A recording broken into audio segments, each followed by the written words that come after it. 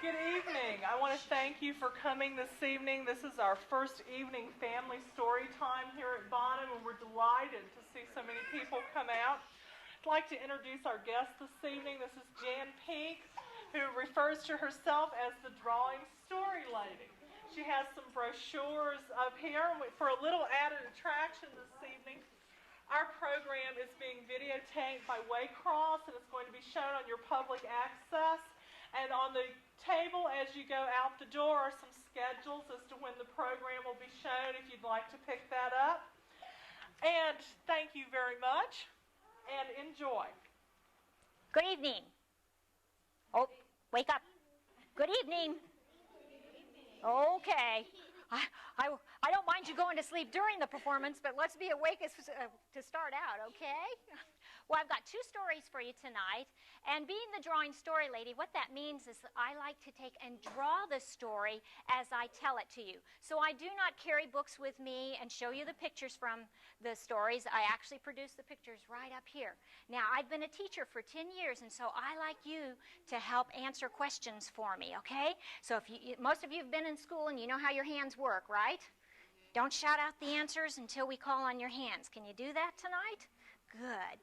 Well, our first story is a fairy tale.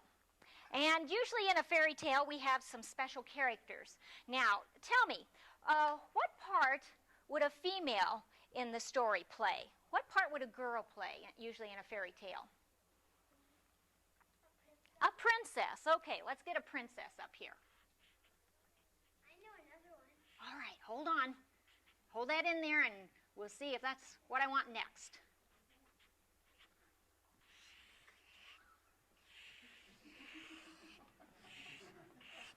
Thank you.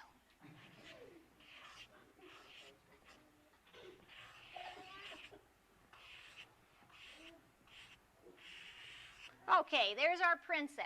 Now we need a male in this story. What part would a male play? Over here. A prince. A prince? Okay, a prince. Let's see, a prince. Well, let's see here.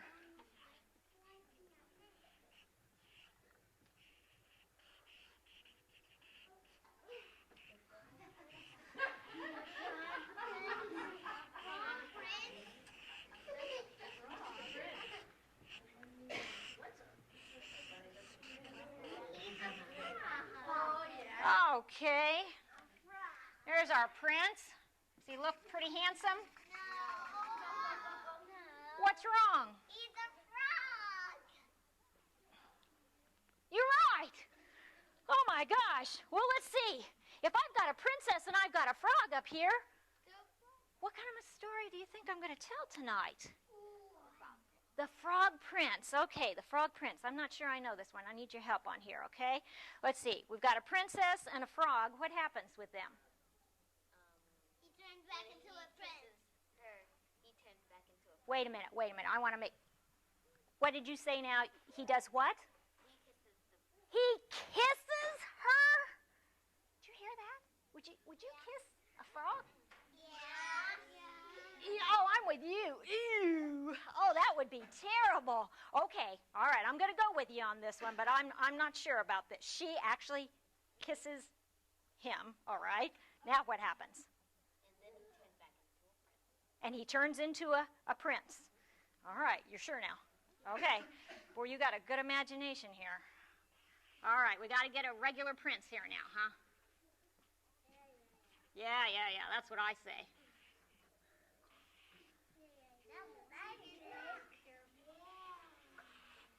Okay, now remember we're working with frog material here.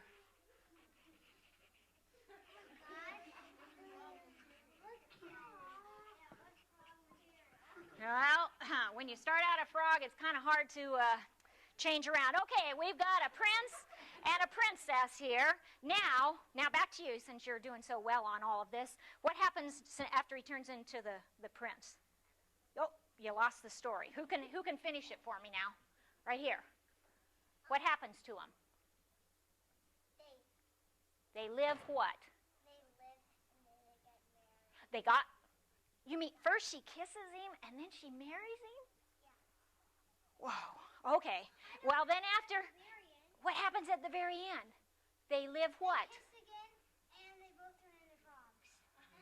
No, now that's not what I heard. They live somehow. Live something. They live happily ever after? You're sure on that? Well, you know, I just happened to have gotten a letter from them last week. See this envelope here? Let's see. Let me double check this letter I got from them. Okay. Dear Mrs. Peak, we are living happily... ... No, we're not living happily. We are living sort of happily. No, ...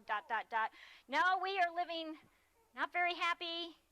Well, actually, Mrs. Peak, we are miserable. Oh, this is terrible. They aren't living happily ever after. They're miserable right now. You know why? The Frog Prince writes in here that she gripes about everything.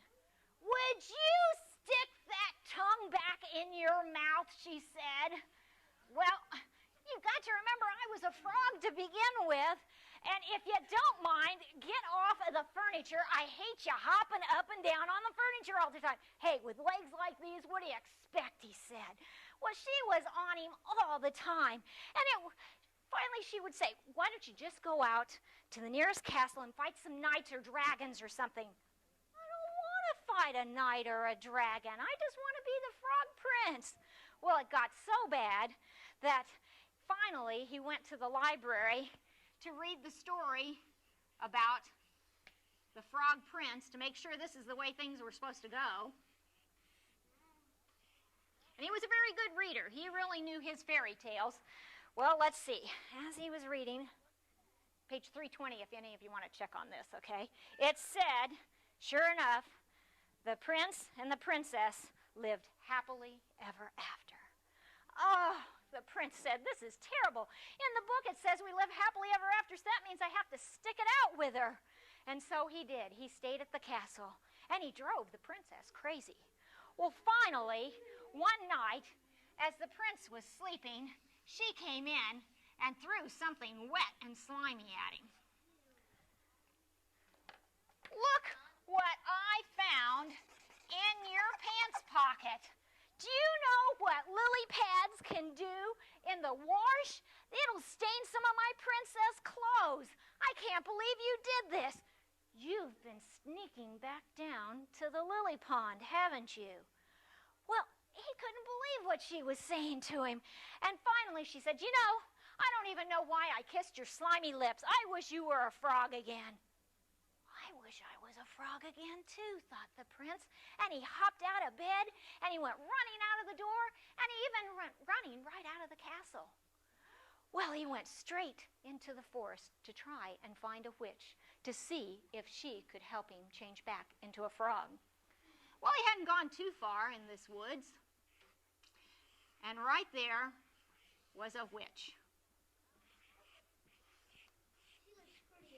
Well, most witches are. Well, this obviously is a bad one then. Yeah. Well, he came up and he said, Miss Witch, I need some help here.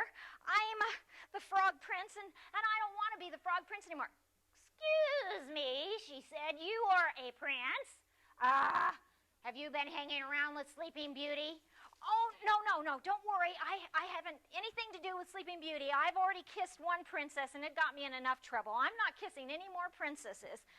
Well, said the witch, you obviously are a prince, and so I tell you what, I can't afford to have you waking up my Sleeping Beauty. So I'm going to take and slip you one of these sleeping spells, and that way I don't have to worry about you. Well, let's see, which one shall I use on you today? Well, the prince wasn't going to stick around because he didn't want to know what kind of spell she was going to use on him, and so he was long gone even further into the forest. Now, he hadn't gone too far when he came upon another witch.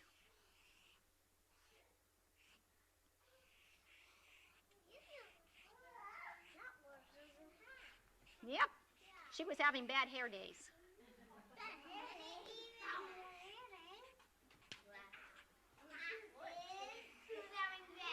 Yeah, women wear hats to cover up their bad hair days.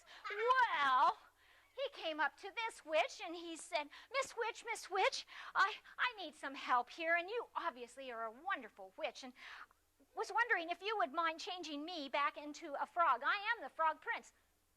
Well, now, I don't see any green legs on you, she said. No, I am not a frog right now. I want to be changed into a frog. Well, I tell you what, since you are a prince, I've already had enough trouble with a prince before, and I'll tell you what, why don't you just take a bite of this apple, and then we'll discuss your problem later. Well, now, remember, the Frog Prince was very good at knowing what his fairy tales were about, and he knew exactly what this apple was about, and that it had been given to Snow White.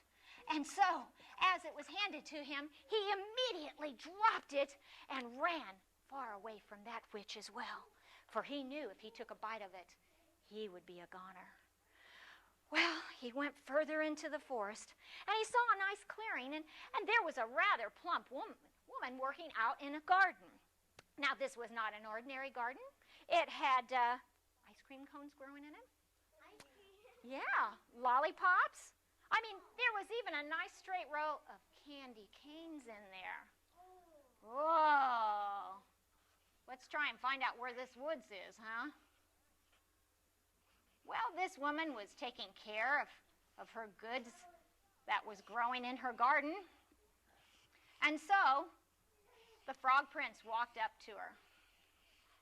And he said, "Oh, you must be a good witch, for look at what you can grow in your garden." "Well, yes, I am a witch," she said.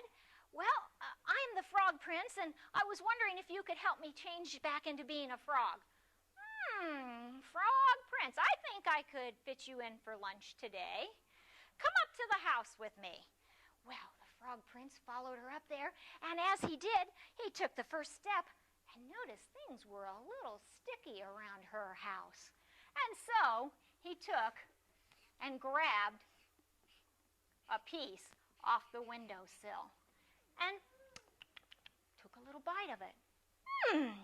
This is very good gingerbread, he said. Gingerbread. Wait a minute. Miss Witch, do you happen to know Hansel and Gretel? Oh, yes, she said. I'm having them for dinner tonight.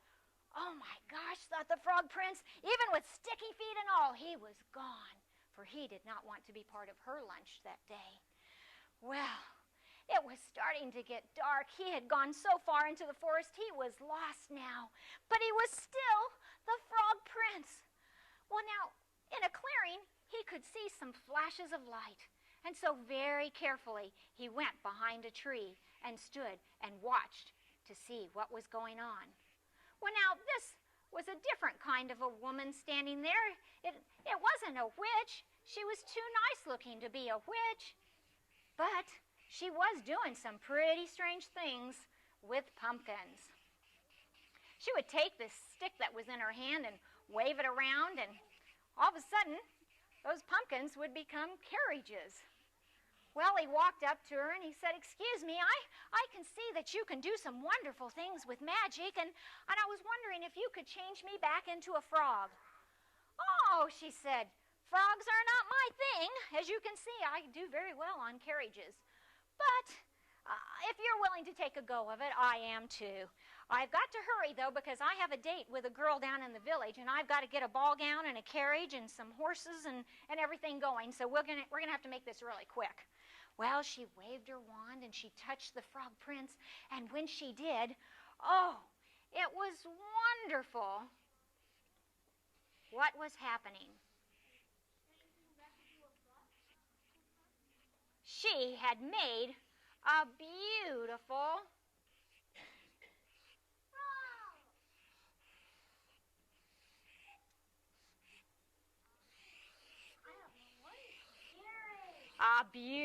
carriage. Sure enough, he wasn't changed back into a frog at all. "Oh, no," he said. "She said she wasn't very good at doing this, and now I'm stuck being a carriage. This is worse than before. I can't even move on my own. I am stuck out in this woods forever, and there's wild animals out here. And the fairy godmother was long gone to meet Cinderella and wasn't able to change him back. Oh no, hours had passed and he kept worrying about the wild animals out in the forest and how he was now going to rot in the forest as a carriage from now on. Oh, this is terrible. I should have just stayed the Frog Prince, he said. And about that time, he could hear the clock tower up on the castle beginning to strike. And it was striking midnight. And anybody that knows anything about godmother magic, it never lasts past midnight. And so he changed. He changed back into being the Frog Prince. Oh, he was so happy because he had feet and he could move. And so he did very quickly back to his castle.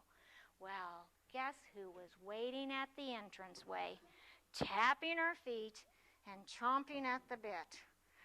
Where have you been? You are 7 hours past supper time. I can't keep your dinner warm that long. And look at your clothes. You are a mess. They are torn, they're muddy, and you expect me to take care of it? But all that time, while she was fussing at him, he was looking in her eyes. And he saw something that he'd seen once before. Some love that had been there, some truth that had been there, that she believed in him so much that she was willing to kiss his slimy lips. And so he leaned over and he gave her a kiss this time. And when he did this, some magic began to work. I don't think this happened again. Oh, you don't think so?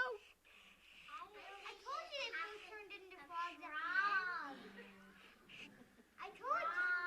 Well, I'm glad you read so well. I've read the Frog Prince Continues. Good.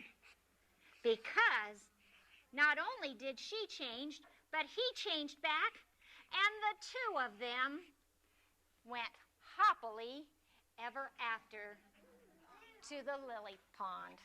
And that's the end of the story.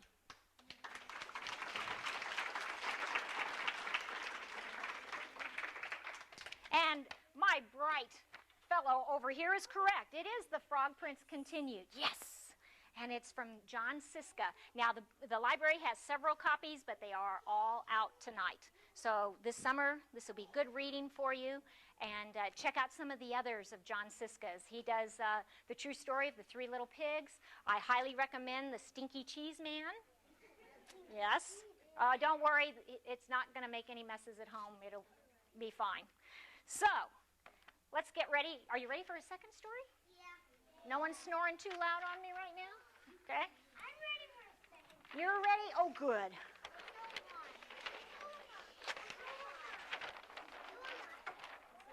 I just can't wait.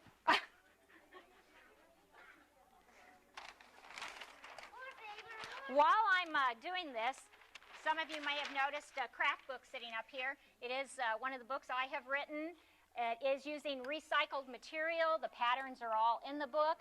At some of the branch libraries, the book is available. So Marcia doesn't have it here, but you could have it ordered in from one of the other branches, couldn't they, Marcia? Okay. And so it's a good summertime thing to keep them busy, and it's cheap because you've already got the trash at home. Okay? Well, our second story is about a princess again. Oh, no. Not the same one. Another princess. You know, there's a lot of good stories about princes and princesses in the library.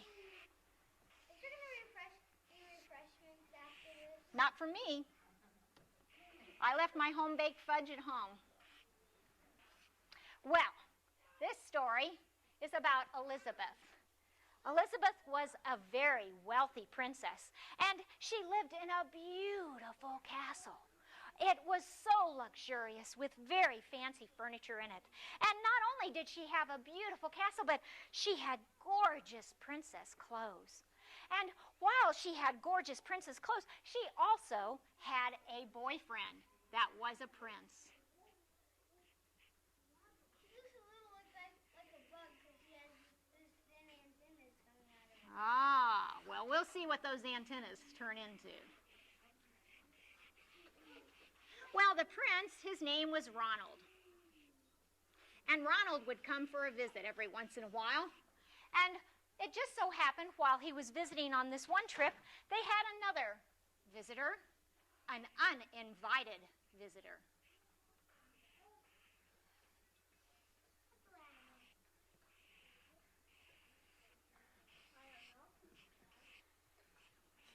I know what this is. It's a frog. You think another frog?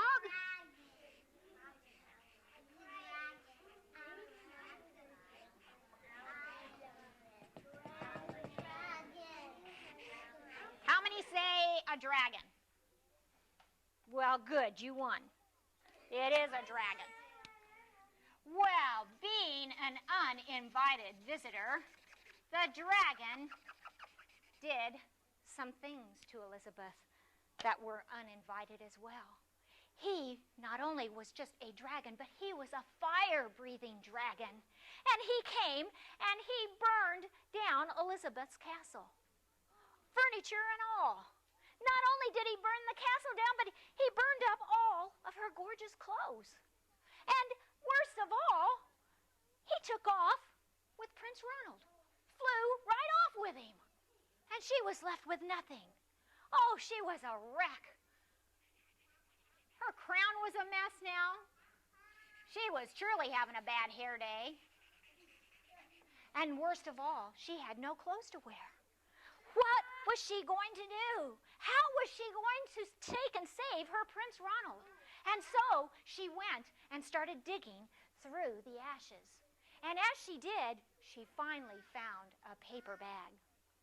Well, she took that paper bag and she tore some holes in it and she made herself a dress.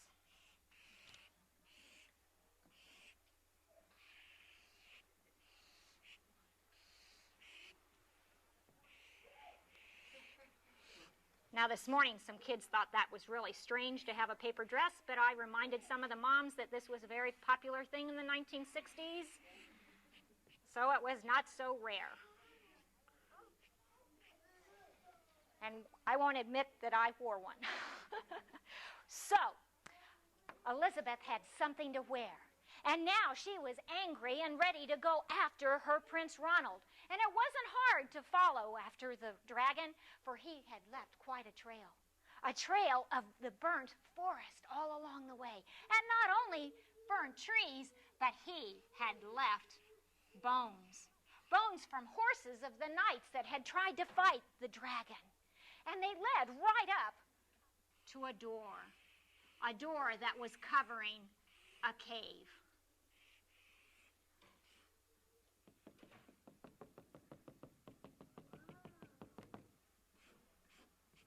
Well, on that door was a large door knocker. And so Elizabeth went up to the door and she used the door knocker. Well, the dragon came. And he opened up the door just far enough to pop his head out. And he took a sniff of the air. Smells like a princess, he said. Looked around, and sure enough, he saw the princess. Oh, this is fine. I love princesses, but you know, I've already had a whole castle today, so I tell you what, come back tomorrow, and I'll eat you tomorrow. And he shut the door on her. Oh, Elizabeth was disgusted with this. She didn't even get a chance to talk to him. And so now she was very mad. So she went back to that door knocker and she used it again. And he opened up the door just enough to put his nose out this time. Princess again.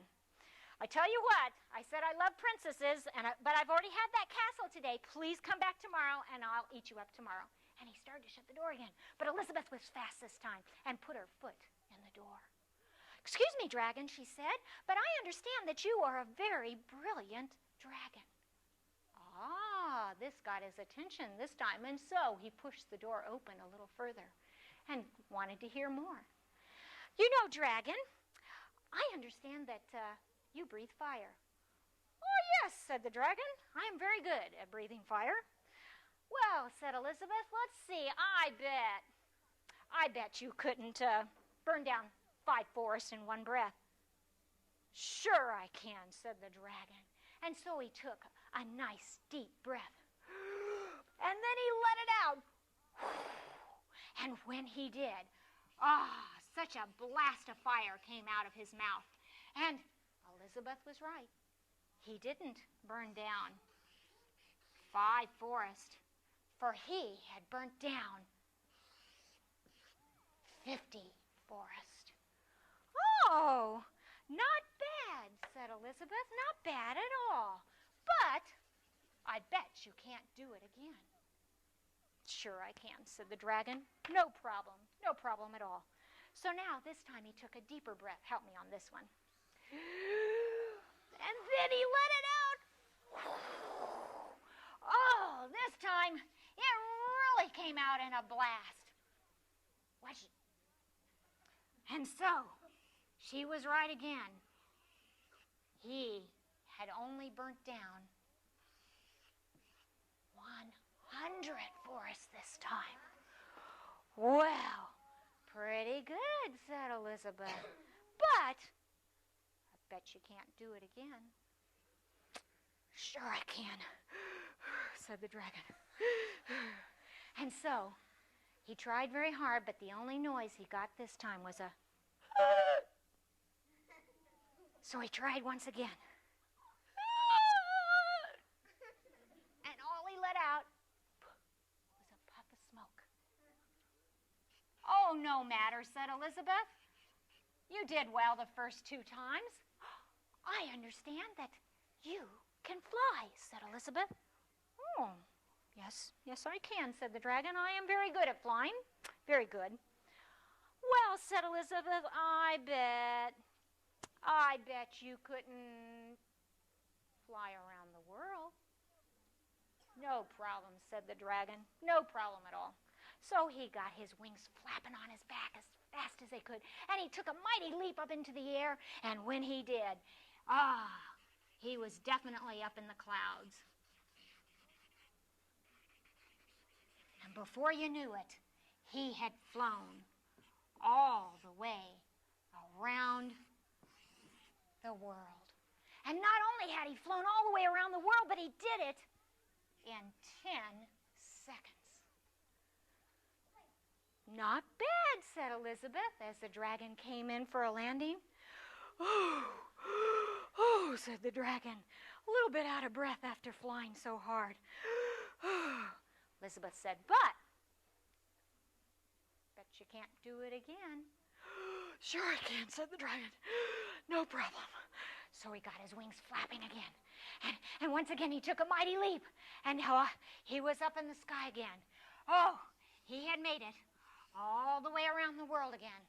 But this time, he only did it in 20 seconds. Well, he came in for a landing this time, and the dragon was so exhausted, he couldn't even walk any further. And before you knew it, he was trying to find a place to lay down.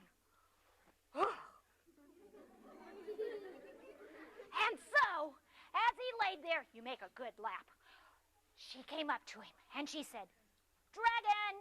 But he didn't move. So she looked at him even more harder and took a deeper breath to shout at him, "Dragon!" But he still didn't move. Good, she said. He's really out. And so she ran to the door of the cave and pushed it open enough for her to go in. And there was her Prince Ronald. Oh, Ronald, he was standing there. Ooh, he looked sharp. He had nice, clean clothes on, and boy, was he a good-looking prince in that prince outfit. And his crown was shining, and his hair was nice and neat, and he even smelled good. And there was Elizabeth. Oh, there was Elizabeth. Her hair was a mess. Her crown was all rumpled up, and here she had this paper bag dress on, and she didn't smell so good. Well, Ronald looked at her and said, "Ugh, Elizabeth, what happened to you?" Well, Elizabeth, a little disgusted at this point, said, "You know, Ronald, you may look like a prince. You may have a crown like a prince. You may even smell like a prince. But you know what you really are? You're a jerk. And you know what? she didn't marry him. And that was the end of the story. Now, what's that one? Do you know this story? No? The Paper Bag Princess. So, didn't know that one. Well, now you got some more reading to do, don't you? Okay, so that's our second story for tonight. Are there any questions about the stories or about myself? No. No? You know it all now. No. What? How old are you? I am 40 years old. How old are you? Only 8. I don't even remember 8, so. I'm 6. I'm only 4. I'm 5. Yes, I have 2 boys, and in fact, my 2 boys were the ones that got me into this. When they were very young, I took them to reading time, just like this. And one of the librarians knew that I was an artist and had asked me to take and do some drawing during story time with her. And I was a teacher at the time. Okay. And so I decided I couldn't be a nosy mom and a good teacher and all at the same time, so I quit teaching and went to being a full-time mom, and then I started drawing stories where I could go to schools and libraries and draw and still be with my children in and out of their school too. So my boys are now 10 and 12 years old, and I started them when they were 2 and 3 years old. So, You know what? What? I'm 5. Whoa. You don't have any gray hair yet. I know, but I'm still 5. Wait till you turn 8. Oh. Question? My name's Elizabeth, too. Well, good. You should get this book and read about that, okay? Okay. All right. Do the parents have any questions? I got it. Well, thank you. You've been a very good audience.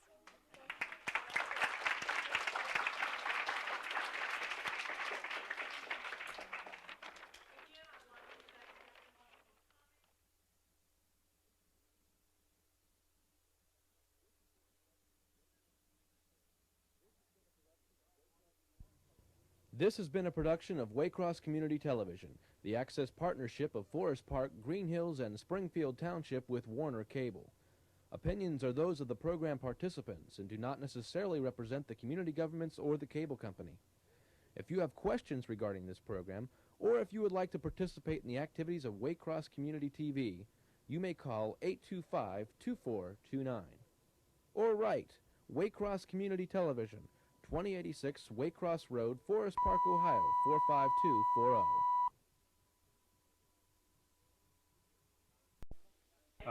Hamilton County Parks would like to welcome you all this afternoon for this fine program, and we would like to introduce to you an act that was brought back by popular demand from northern Kentucky, now living in Batavia. Russ and Barb Childress, Barefoot.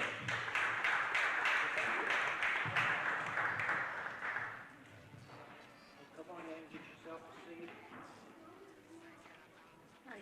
Are you on? I don't think this microphone. Turn up to one. Check one. Check. Check one. There it is. You can have my guitar mic. Well, that's all right. This must be the mic that the weak one. Well, I got a powerful voice. I don't need it. Well, did you see what they did when he said we were barefoot? Did you see what they did? They looked at our feet. Just like her. When she said we're barefoot, this lady here looked at our feet. We're not that kind of barefoot? No, we're not. We're the other kind of barefoot. Then the animal, bear, and foot, you know? It's real easy. He's the bear, and I'm the foot. We split it right down the middle. He's the bear because he looks like one. If you take a good look, he does look like a bear, don't you think? And I'm the foot. She's the foot because she smells like one.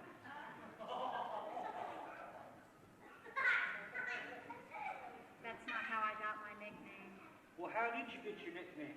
I got my nickname Foot because of what I do with my feet when he plays this instrument right here. How many people know what this instrument is? Banjo. Absolutely. When he plays that banjo, I cannot sit still. I have to get up and dance, an old-time dance, and I'll probably do that later. But what we like to do most of all is play music and tell stories and sing songs from a long time ago. go from a part of this country called Appalachia. And we find out wherever we go that people are still singing these songs and telling these stories. They're old, but they're still around. And we like to share some of them with you. We'd like to take you on a trip to the mountains. We can't afford to get a bus to take you all there, so we'll bring the mountains to you in the stories and songs that we do. So why don't we pretend? Okay. Let's pretend it's a Saturday night. It almost is. And we're going to have a party the old-fashioned way. Before radio, before television, before Nintendo, before videos. What on earth did people do to entertain themselves? Any ideas? Yeah, you knew. Sing songs, sing your own songs, tell your own stories. You always got this, whether or not you got electricity. So that's what we're going to do. And if you would just, let's pretend. Okay. That it's time for the party, and we've all arrived, and we weren't ready. We're not ready. We're never ready for parties anyway. Well, sure we are. We're here, they're here, we can have a party. Well, there's just one little problem. What's that? I didn't get the wash done. What? Oh, you gotta finish. I gotta You're wear gonna that need to this. church in the morning. You're gonna wear this? Oh, yeah. I cry a lot. Well, I gotta wash it. Will you finish it up and I'll play a little banjo tune? All right. They'd rather hear banjo music than you talk.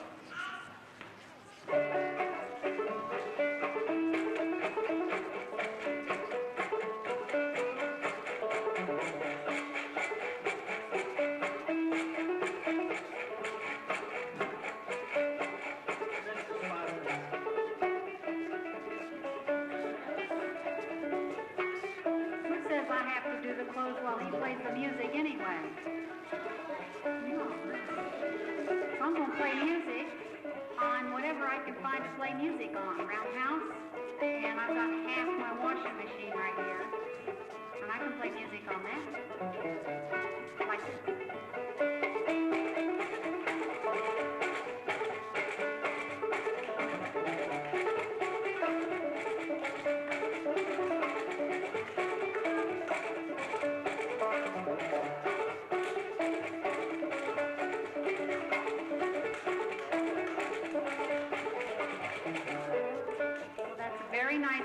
Instrument, except it takes your fingernails right off if they use it very long. So I think I'll give it a rest and see what else I can find to play music on.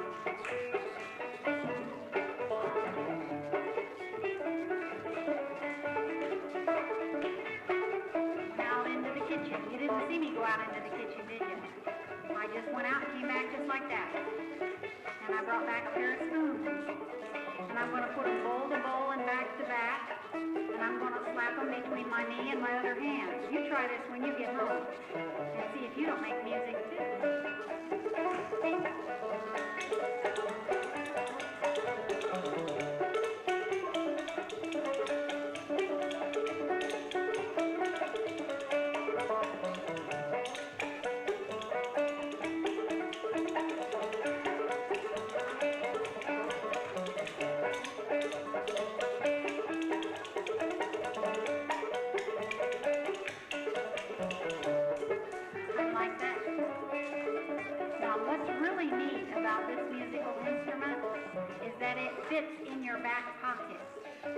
So you can carry those spoons with you everywhere you go, and anytime you need a little music, you just pull them out, and you've got music. Let me show you another back pocket musical instrument.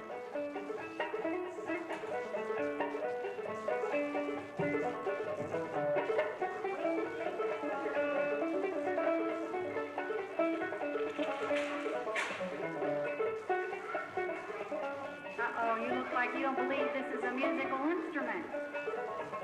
Oh, he's really frowning at me.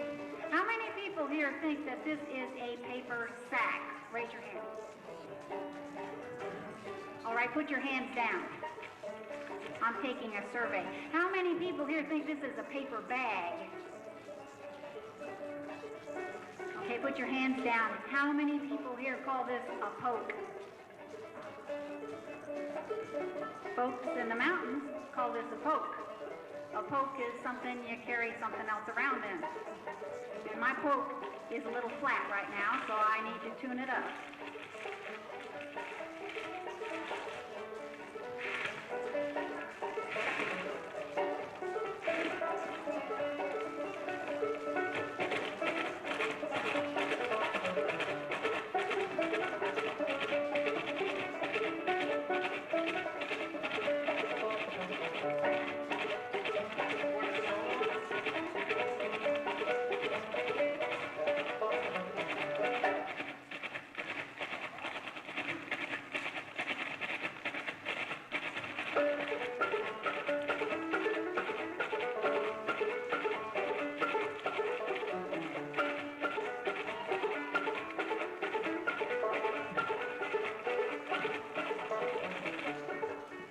That's a great instrument.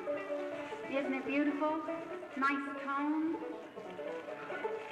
Always in tune. And what you do with this musical instrument is you fold it up very nicely and you put it in your back pocket with your spoons. And then the next time you find somebody walking around on the street, you say, hey, you want to have a band? And you get out the spoons, you give them the paper bag or the other way around, and you got some music. Now, I did bring a few other things to make music on, and some of them don't really look like musical instruments. I brought my grandmother's teeth. All right, let's see them.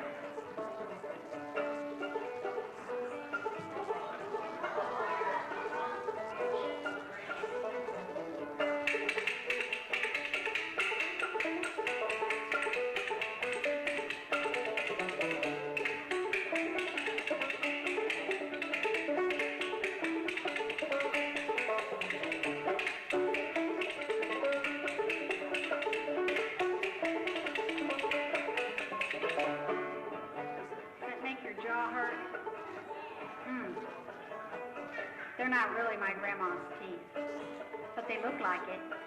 Does your grandma take her teeth out at night and put them in a jar of water? Is your grandma here? Oh. I thought maybe she'd point her out. Did you ever go into the kitchen in the middle of the night and there sat her teeth in a jar full of water and you go,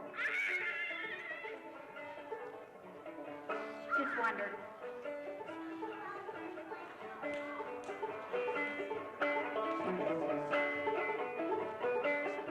That tune? Good. I got some more things to show here. These are clothespin dolls, and you can make them yourself. They dance. They're just clothespins, not the kind that pinch, the other kind. Straight up and down clothespins. They got 2 buttons fastened with a loose nail for hats, and pipe cleaner arms and some strings attached to a pencil. That's all there is to it. Real easy to make. And you can dance them on a board, and it goes like this.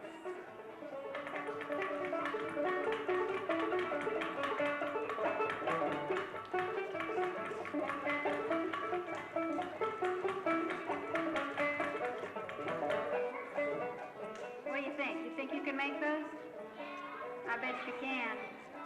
Okay, let me show you where this idea came from. Came from some dancing dolls I have. This one's a frog. I've got some others.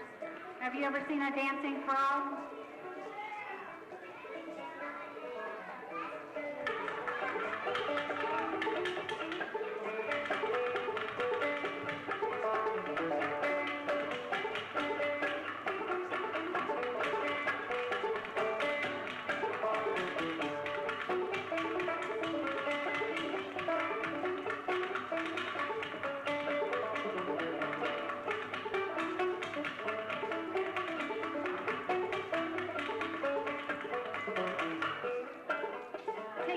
Frog. I'm sure they'll clap for you. I brought some more dancing friends with me. I brought a dog.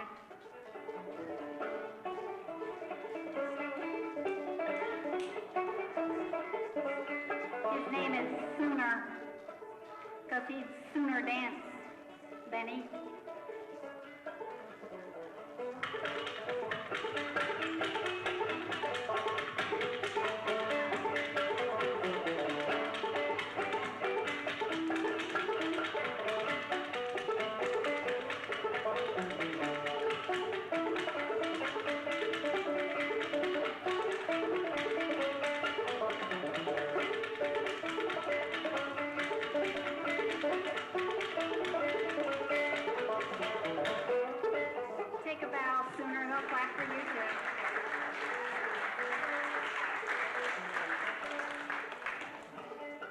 let me show you the man who taught me everything I know about dancing.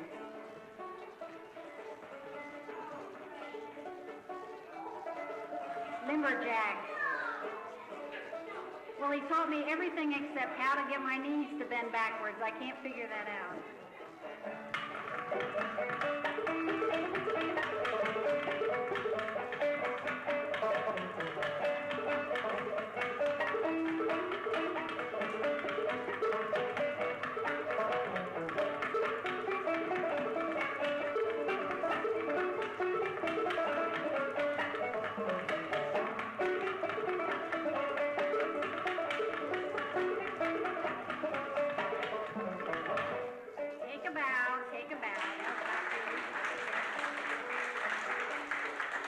It's important that you clap for all of them because when I take them back home, they argue about who got the most applause.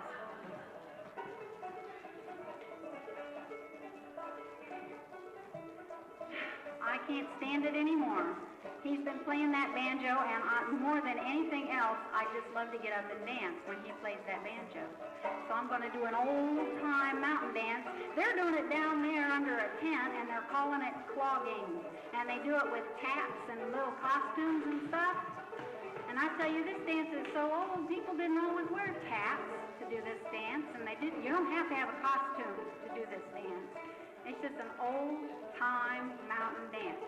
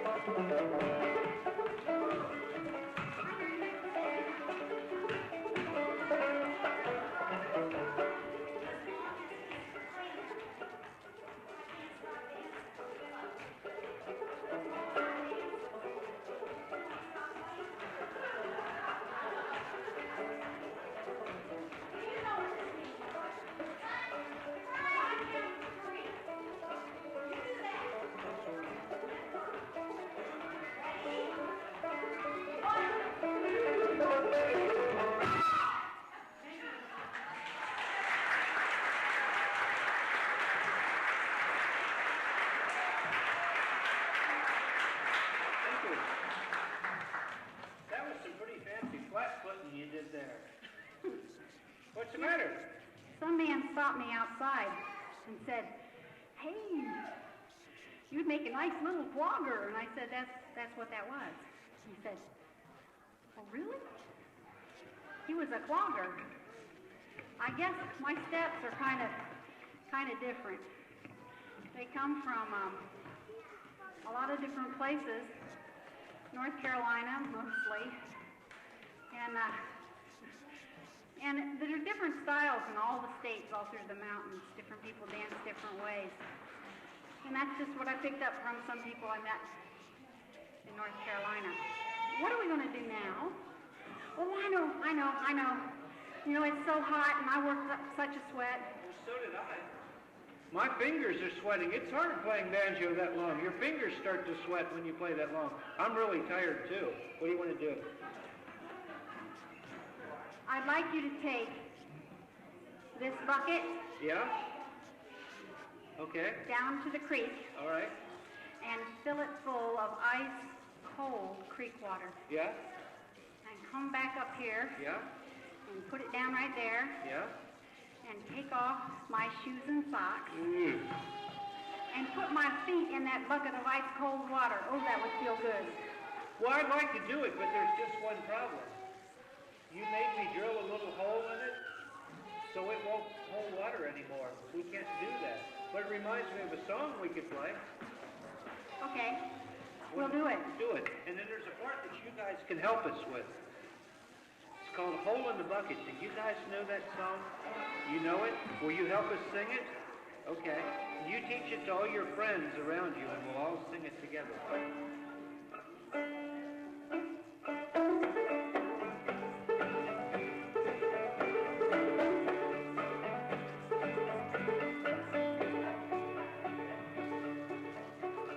There's a hole in my bucket, there lies a sweet Liza. There's a hole in my bucket, there lies a hole.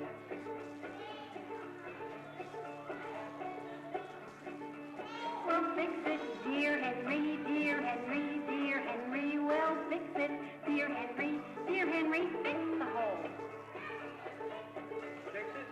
Fix it. With what shall I fix it, dear Liza, sweet Liza? With what shall I fix it, dear Liza? With what? Oh, Henry. With straw, dear Henry, dear Henry, dear Henry. With straw, dear Henry, fix the hole with straw. That's all you have to do. And then you can go get the water for my feet. The straw's too long, dear Liza, sweet Liza. The straw's too long, dear Liza, too long. What's too long to fix that hole? Well, cut it, dear Henry, oh Henry. Well, cut it, dear Henry, cut the straw. With what shall I cut it, dear Liza, sweet Liza? With what shall I cut it, dear Liza? With what? What do you want me to cut the straw with, dear? With a knife, dear Henry, oh Henry. With a knife, dear Henry, cut the straw with a knife. With a knife? A knife. The knife's too dull, dear Liza, sweet Liza. The knife's too dull, dear Liza, too dull. You know that knife's so dull, it wouldn't even cut hot butter? That's dull. Well, sharpen it, dear Henry, oh Henry. Well, sharpen it, dear Henry, sharpen the knife. With what shall I sharpen it, dear Liza, sweet Liza? With what shall I sharpen it, dear Liza? With what? What do you want me to sharpen the knife with, dear? With his little pointy head? No. With stone, dear Henry, with a stone, dear Henry, sharpen the knife with a stone. That'll work. With the stone? The stone's too dry, dear Liza, sweet Liza. The stone's too dry, dear Liza, too dry. You know that stone's as dry as the desert. We'll wet it, dear Henry, oh Henry. We'll wet it, dear Henry, wet the stone. You want me to wet the stone? Yes, if it's too dry, then get it wet, Henry. With what shall I wet it, dear Liza, sweet Liza? With what shall I wet it, dear Liza? With what? What do you want me to wet the stone with, dear? With water, dear Henry, with water, dear Henry, wet it with water. With water. In what shall I fetch it, dear Liza, sweet Liza? In what shall I fetch it, dear Liza? In what? I don't believe this guy. What do you want me to carry the water in, dear? In a bucket, dear Henry, oh Henry. In a bucket, dear Henry, fetch the water in a bucket. In a bucket? Yep. Do you guys remember the first verse? would you help me sing it to her? Maybe if we all sing together, she'll remember. There's a hole in my bucket, dear Liza, sweet Liza. There's a hole in my bucket, dear Liza. I forgot. Thank you for reminding me. All this talk of water and buckets reminds me of a little friend that you find sometimes when you live out in the country, like we do. And you go out in the yard some mornings, and if you have a bucket full of water, sometimes you'll find this little fella in it or near it because he likes water. It's a frog. Now, the frog I'd like to tell you about, though, is one that lives way out in the country. And he had a great wide mouth. Went from ear to ear. A great wide mouth, kind of like this. And he was really proud of that wide mouth. He got to be so proud of that wide mouth that pretty soon he thought he was better than all the other frogs in the area. And he didn't want to eat what they ate. They ate flies and mosquitoes. Not this frog. No, he was much too good for that. He'd sit all day long and admire his reflection in the water. And he'd say, I am a beautiful wide-mouthed frog, and I don't want to eat flies and mosquitoes. So he decided one day that he would go out into the woods and he would search for food fit for such a fine frog as himself. So that's what he did. He got up really early one morning and he started hopping out, hopping out, hopping out. He hopped down the path a ways, hadn't gone too far, before something crawled across the road in front of him, going really slow. This animal he saw was carrying its house on its back. It was a turtle. Yeah. And the frog walked up to that turtle and said, Hi, Mr. Turtle. I'm a wide-mouthed frog, and I'm in search of food fit for such a fine frog as myself. Please, sir, Mr. Turtle, what's your favorite food? And the turtle said, Well, I really like to eat tomatoes. And the frog said, Blech! Ugh! Thank you very much. Not me. And he hopped on down the road saying to himself, Tomatoes? Yuck! I don't want to eat tomatoes. And he hopped down the road and hopped down the road, and he hadn't gone too far. There was a little ditch beside the road, and the grass was growing up real tall in the ditch, and out of that grass he could see two pointy ears sticking up. It was a bunny rabbit. And the frog hopped right over to that rabbit and said, Hi, Mr. Rabbit. I'm a wide-mouthed frog, and I'm in search of food fit for such a fine frog as myself. Please, sir, Mr. Rabbit. Now, what is your favorite food? And the rabbit said, Carrots, carrots, carrots, carrots, carrots. I love to eat carrots. And the frog said, Blech! Thank you very much. Not me. And he hops on down the road saying to himself, Tomatoes? Carrots? What kind of a food is that? He hopped on down the road, and he hopped, and he hopped, and he came to a place in the road where it kind of widened out into a meadow. And at the edge of the meadow, he could see a line of trees. And against that line of trees, he saw the most majestic animal with antlers on its head. It was a deer. And that frog hopped right up to that deer and said, Hi there, Mr. Deer. I'm a wide-mouthed frog, and I'm in search of food fit for such a fine frog as myself. Please, sir, Mr. Deer. Now, what is your favorite food? ear. Said, well, I prefer the soft tips of pine branches. That's what I like to eat. And the frog said, blech! Pine branches? Not me. And he hopped on down the road saying to himself, tomatoes, carrots, and pine branches. Well, he hopped until his poor little legs were so tired. He's about to give up.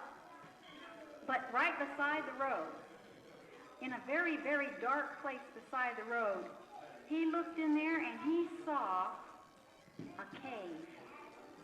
A cave. He said, something's got to live in that cave.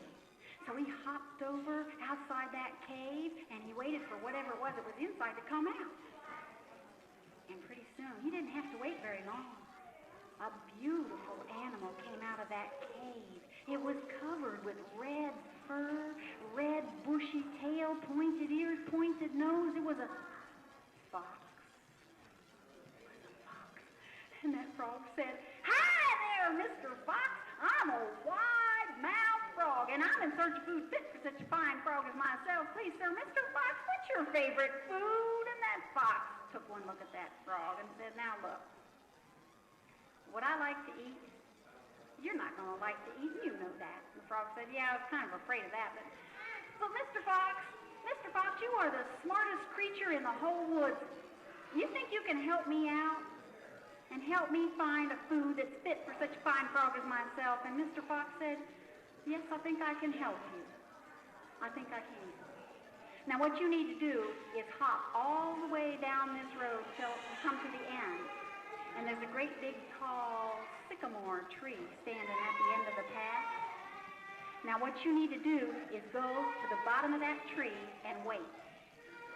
And I think your answer will come to you. And Mr. Frog said, well, thank you very much. And he hopped on down the road. Oh, boy, it was a long way to that sycamore tree, but he hopped and he hopped until he came to that tall sycamore tree, and he sat down at the bottom of it.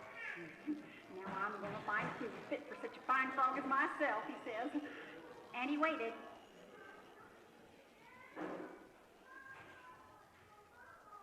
And he waited.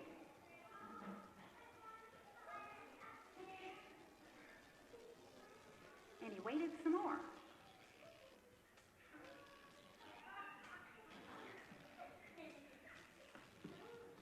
Pretty soon, when he thought he couldn't wait anymore, down out of the tree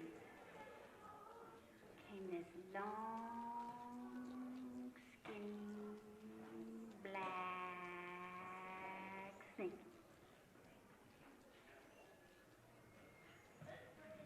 And the frog said, hi there, Mr. Snake. I'm a wide-mouthed frog, and I'm in search of food fit for such a fine frog as myself. Please, sir, Mr. Snake. What's your favorite food? And the snake said, wide-mouthed frog. And the frog said, thank you very much. I'm out of here.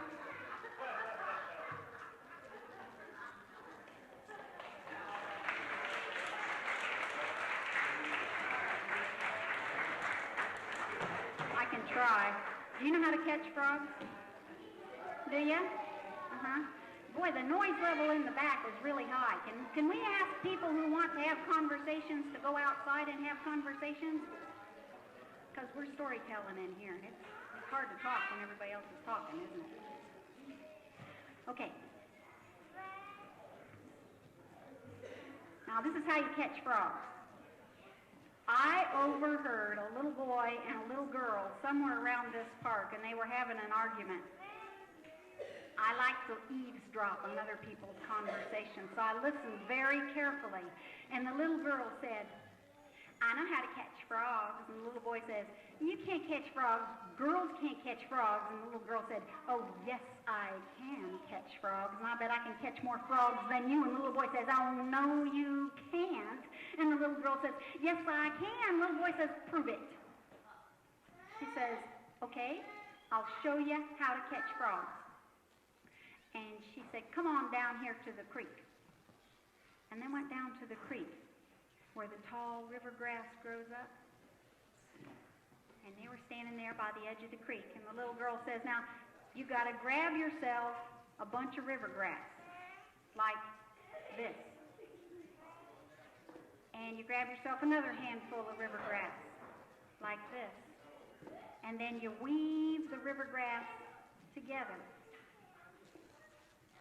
like this, till you make yourself a little frog basket, like this.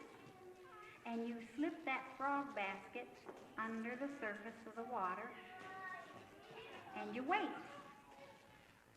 like this. You have to be very patient to catch frogs. If you're talking, they won't come around. If you're moving, they won't come around. So you gotta sit there real quiet.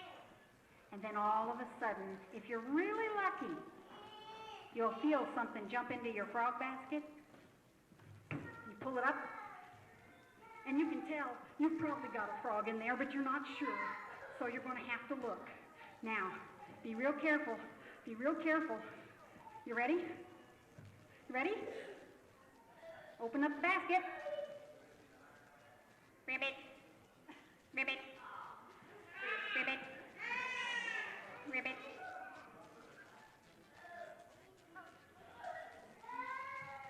You're going to have to go catch your own frog. I can see that right now.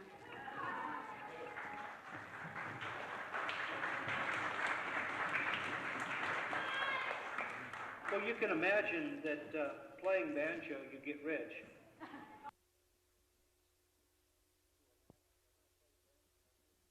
To Alaska, and I played banjo, and after I was up there for about a year, my money ran out, and I needed to figure out a way to get some money.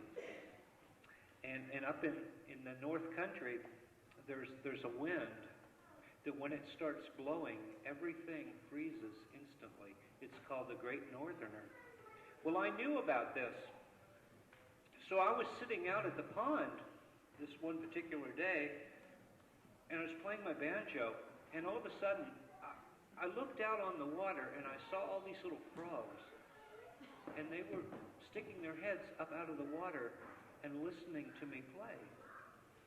So I thought, this is really curious. I'd never seen anything like this. So I started playing harder. And then the frogs, they all came over to the edge of the pond. And I kept playing.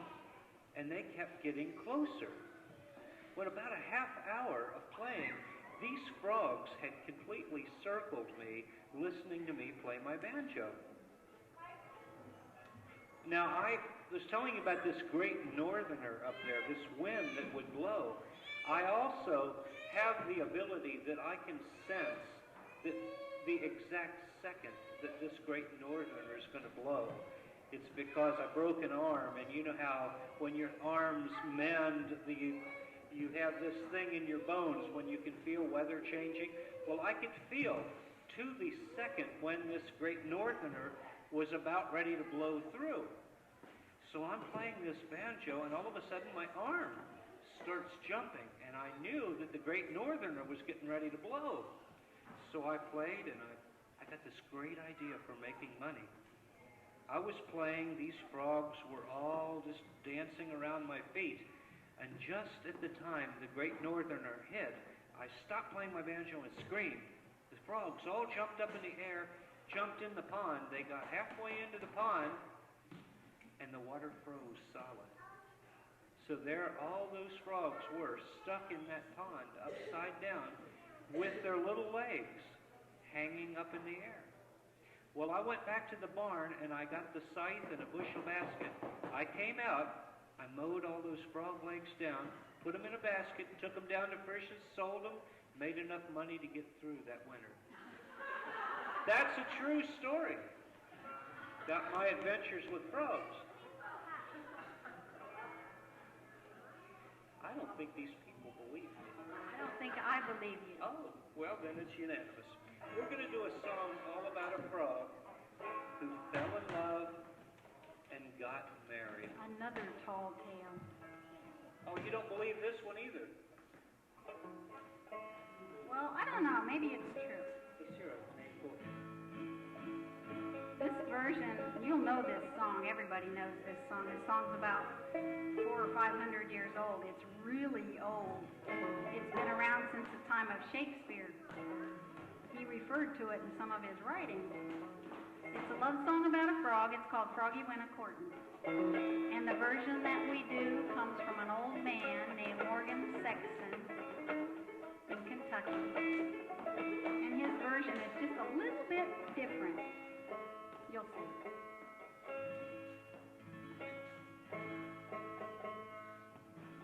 It's real different if we can't get these in tune. Air conditioning does that. Yeah.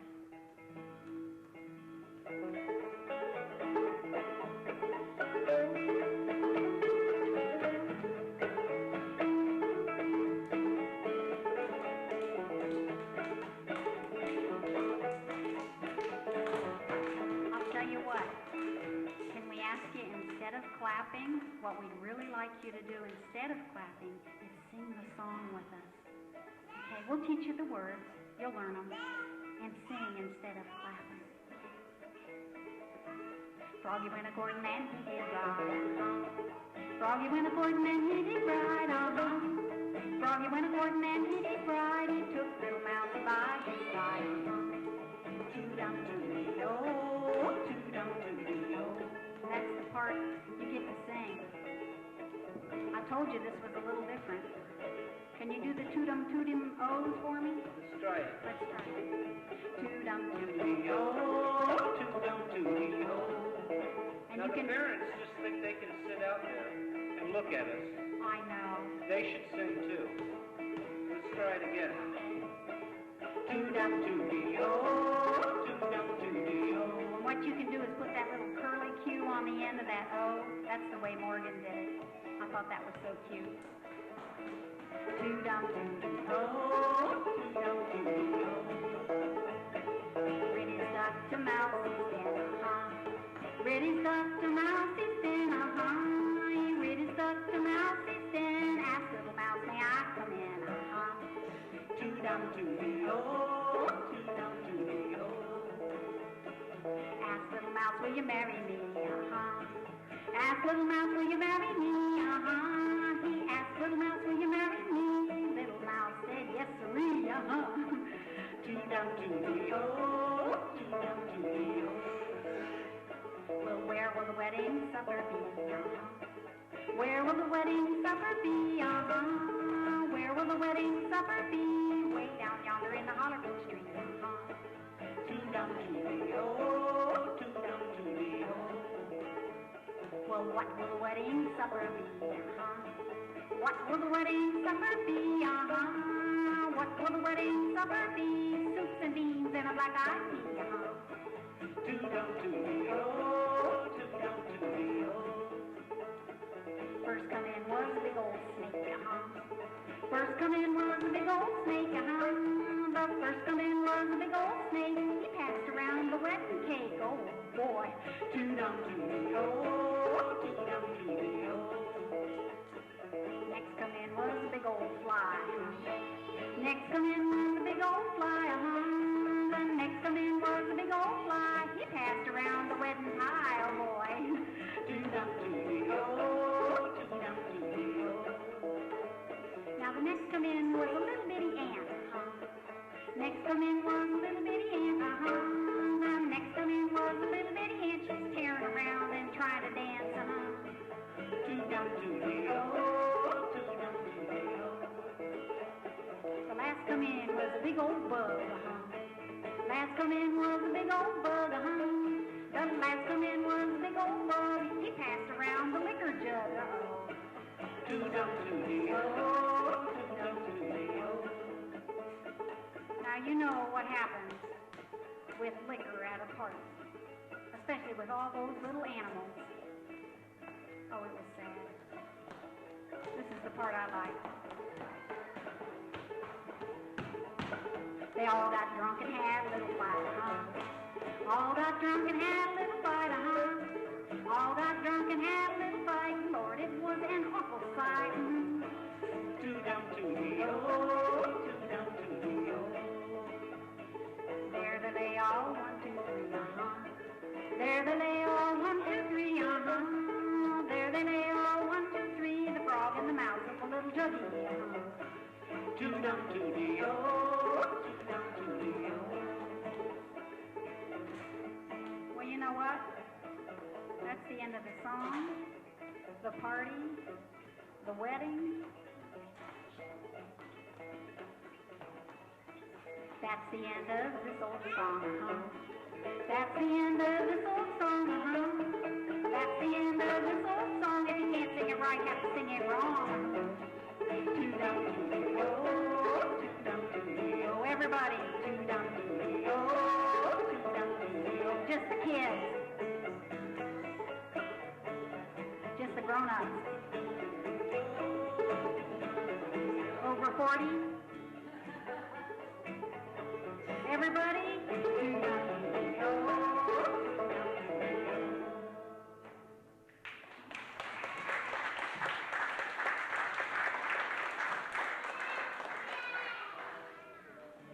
We did this one outside, so if you were outside in the hot sun.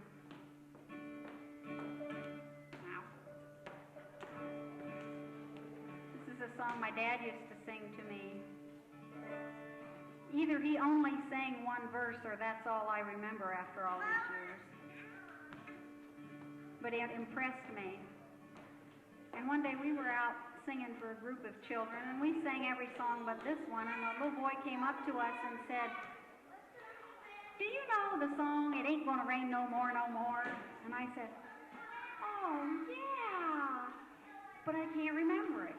And he ran away before I had a chance to find out what he knew about the song.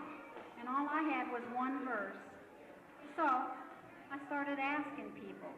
This is what you do when you don't know the words to a song. You get them to sing it for you. And I got so many different versions of this song that I could probably sing it for 2 weeks. But I'll just pick out my favorite verses. And the very last verse of the song is the one my dad used to sing to me. I'll save it till the end, and then we'll sing it twice. You might want to get her off the stage. This isn't a safe place to be. The star is born. Too many chords up here. Shall we?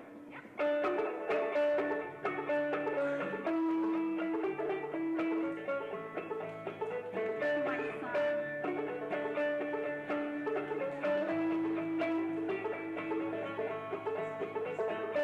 It ain't gonna rain no more, no more. It ain't gonna rain no more.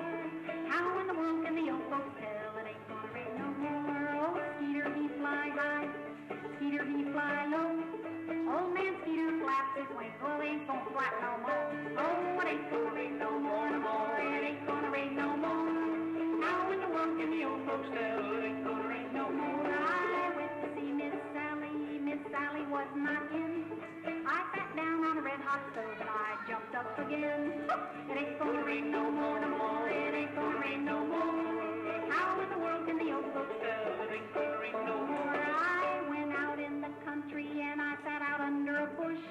I sat right down on a bumblebee bee and he pushed back my fan push. It ain't gonna rain no more, no more. It ain't gonna rain no more. How in the world can the old folks tell it ain't gonna rain no more?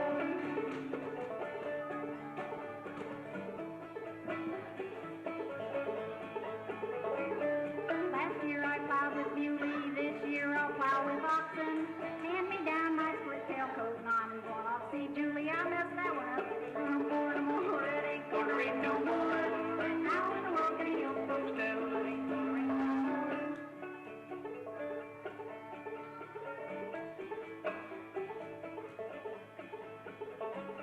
I took my guy out boating. We worked up quite a sweat. Boat turned over in the middle of the river and we got ourselves all wet. Oh, it ain't gonna rain no more.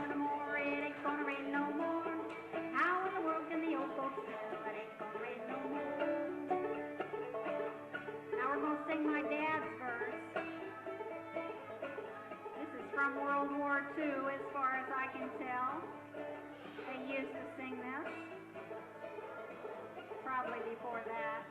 It ain't gonna rain no more, no more. It ain't gonna rain no more. How in the heck can I wash my neck if it ain't gonna rain no more? Sing it. Ain't gonna rain no more, no more. It ain't gonna rain no more.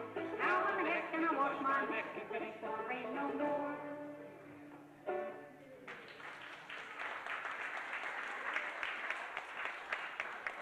Oh. I'll let you have this. I have something up here I wanted to show you since we're doing so many things about frogs and rain and stuff like that. If you have one of these hankies, and people don't use these too much anymore, you know what this is, don't you? Show them how to use it. I always like it when you show people how to use it. Well, it's a hanky.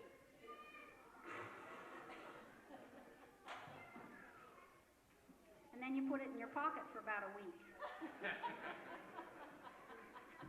And then your mom has to get it out of your pocket. Or your wife. Your wife.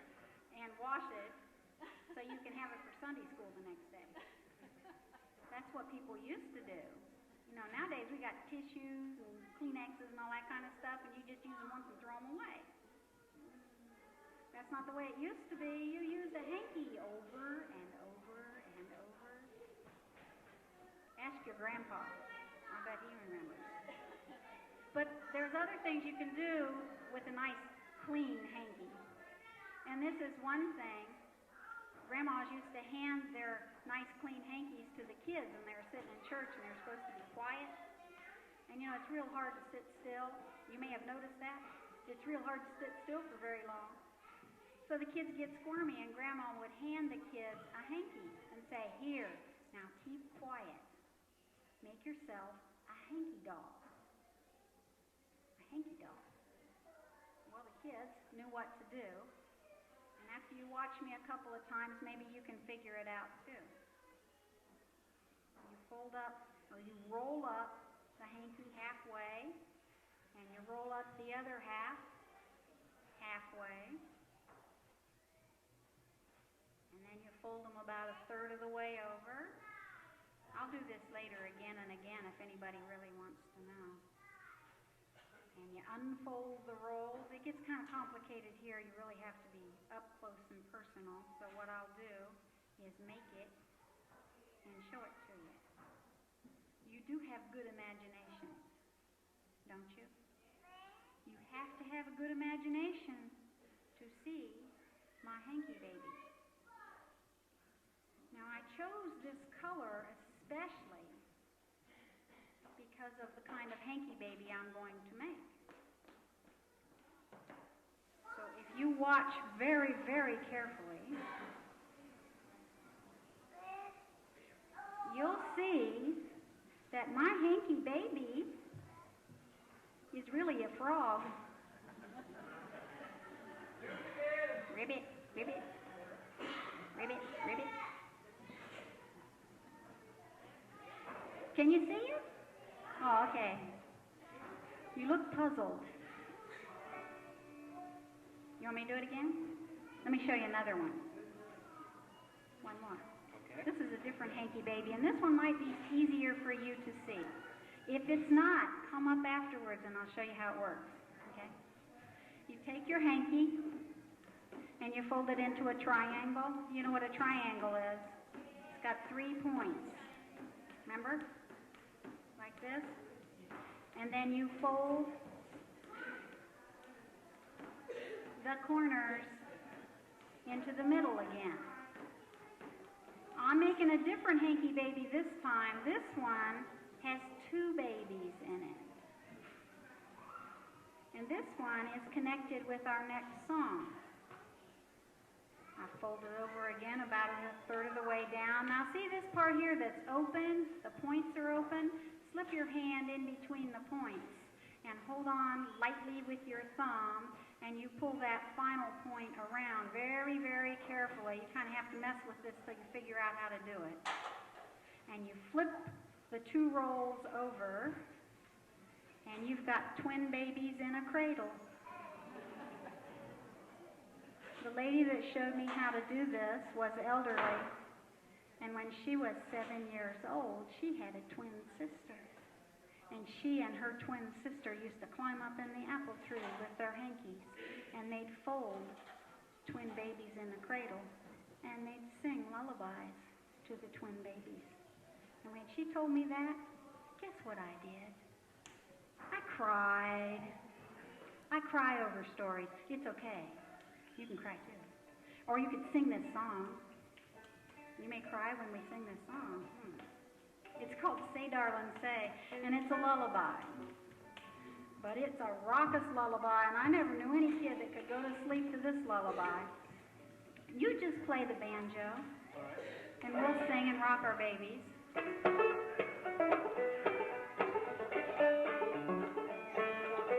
You'll recognize the words.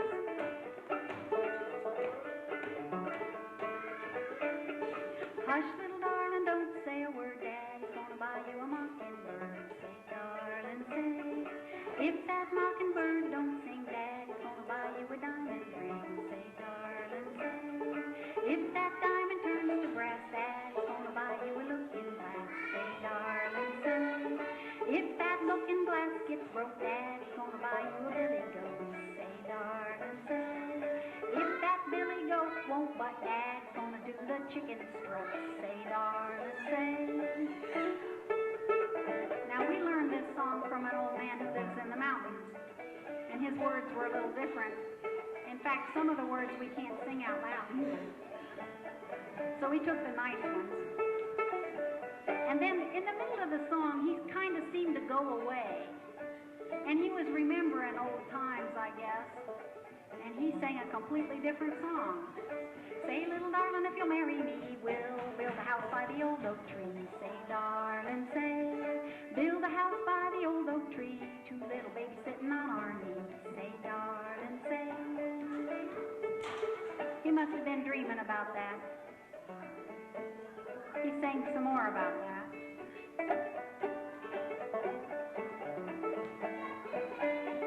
Say, little darling, if you'll be mine, you won't do nothing but starch and iron. Say, darling, say, starch and iron will be your trade, and I'll get drunk and lay in the shade. Say, darling, say.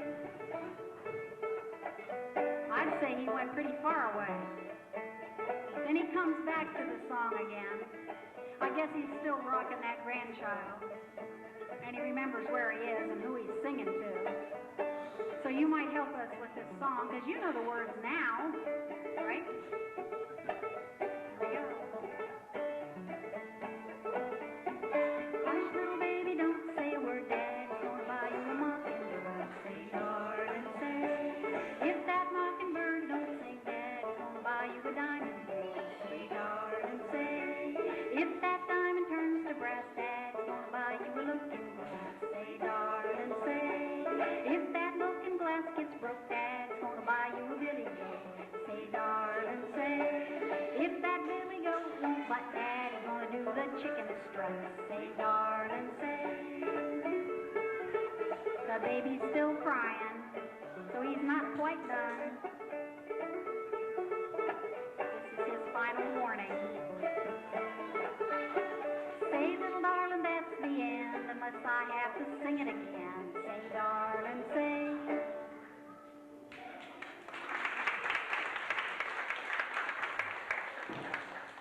Thank you very much. You've been listening to Barefoot, and we're not going to be around here too much longer. If you have any questions, come up and ask us. We'd be happy to answer your questions and have a good time. Bye. See you around.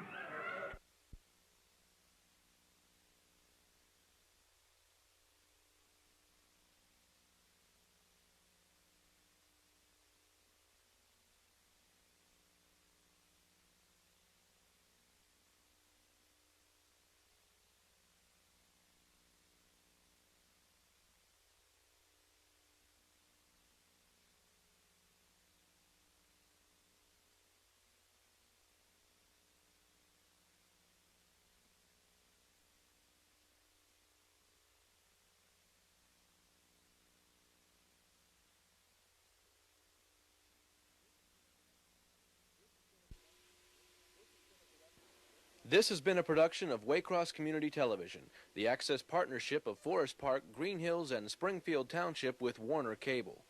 Opinions are those of the program participants and do not necessarily represent the community governments or the cable company. If you have questions regarding this program, or if you would like to participate in the activities of Waycross Community TV, you may call 825-2429.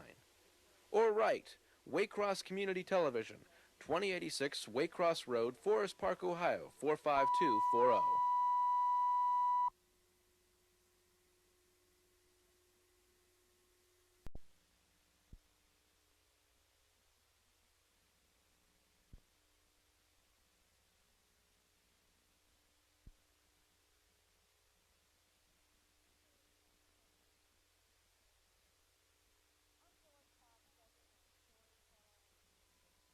I'm Phyllis Fredrick. I'm a storyteller, and I'm from New Richmond, Ohio. However,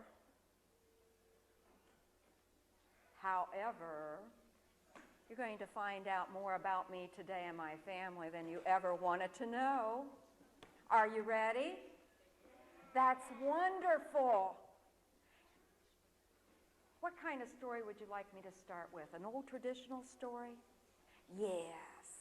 Yes. Now, how are your feet? Are they pretty good? Yeah. All right. So if I ask you to give me some sound effects, will you do that for me? Yeah. Okay. Now, it's not in this story.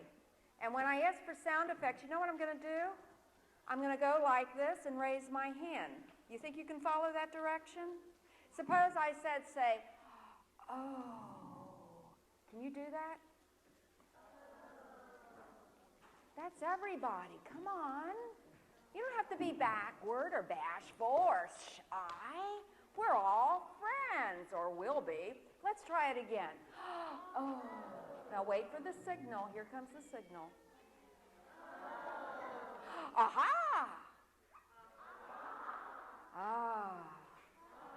Hey, you're excellent.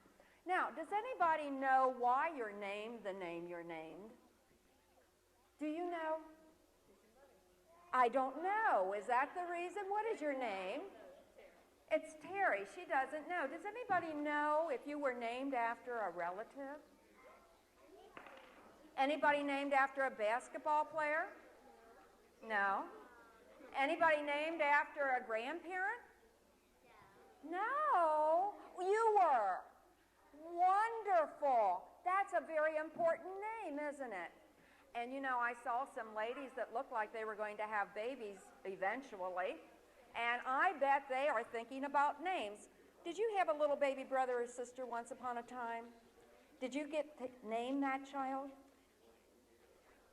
No. Did you get to name someone in your... You didn't?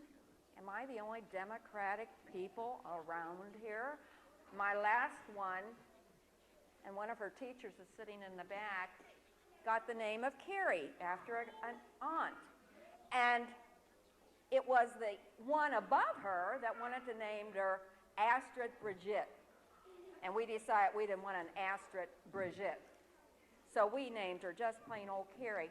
But in some cultures, names are very important. And in this culture that I'm going to tell you about, a name is extremely important. So here we go. Once upon a time, there was a farmer, and he worked so very, very hard. One day, after coming back into his house from working out in the field, his wife met him with a great big smile. She said, "Honey, guess what?" He said, "What?" She said, "I'm going to have a baby." He said, "Oh, that's wonderful, wonderful." And he picked her up and he swung her around and he gave her a kiss right there on the cheek and sat her down and said, "Honey, what kind will it be?" And she looked at him and she said, "What kind will it be?" And he said, "Mm-hmm." She had no idea what he meant by that. And so she just shook her shoulders. And he said, "Well, how are we going to know what to name this child if you don't know what it's going to be?" And she said, "Well, sir, there is a nice, wise woman that lives down the valley in the village. Maybe you'd like to go ask her." He said, that's a wonderful idea. And he ran over to the bedstead. He picked up the mattress. He took out a gold coin. He stuck it in his pocket. He said goodbye, and out the door he went, down the road he went, until he got to that lady's house. And he knocked on the door, and she opened it and said, yes, what can I do for you? He said, old woman, he said, my wife is going to have a baby, and I need to ask your advice. Oh, come in. And so he did. And she sat him down, held out her hand. He put the gold coin in her hand. She stuck it in her pocket. And she said to him, what is it that I can help you with? And he said, oh, wise old woman, my wife is going to have a baby, and I want to know what kind it's going to be. And she looked at him, and she said, I think I can help you.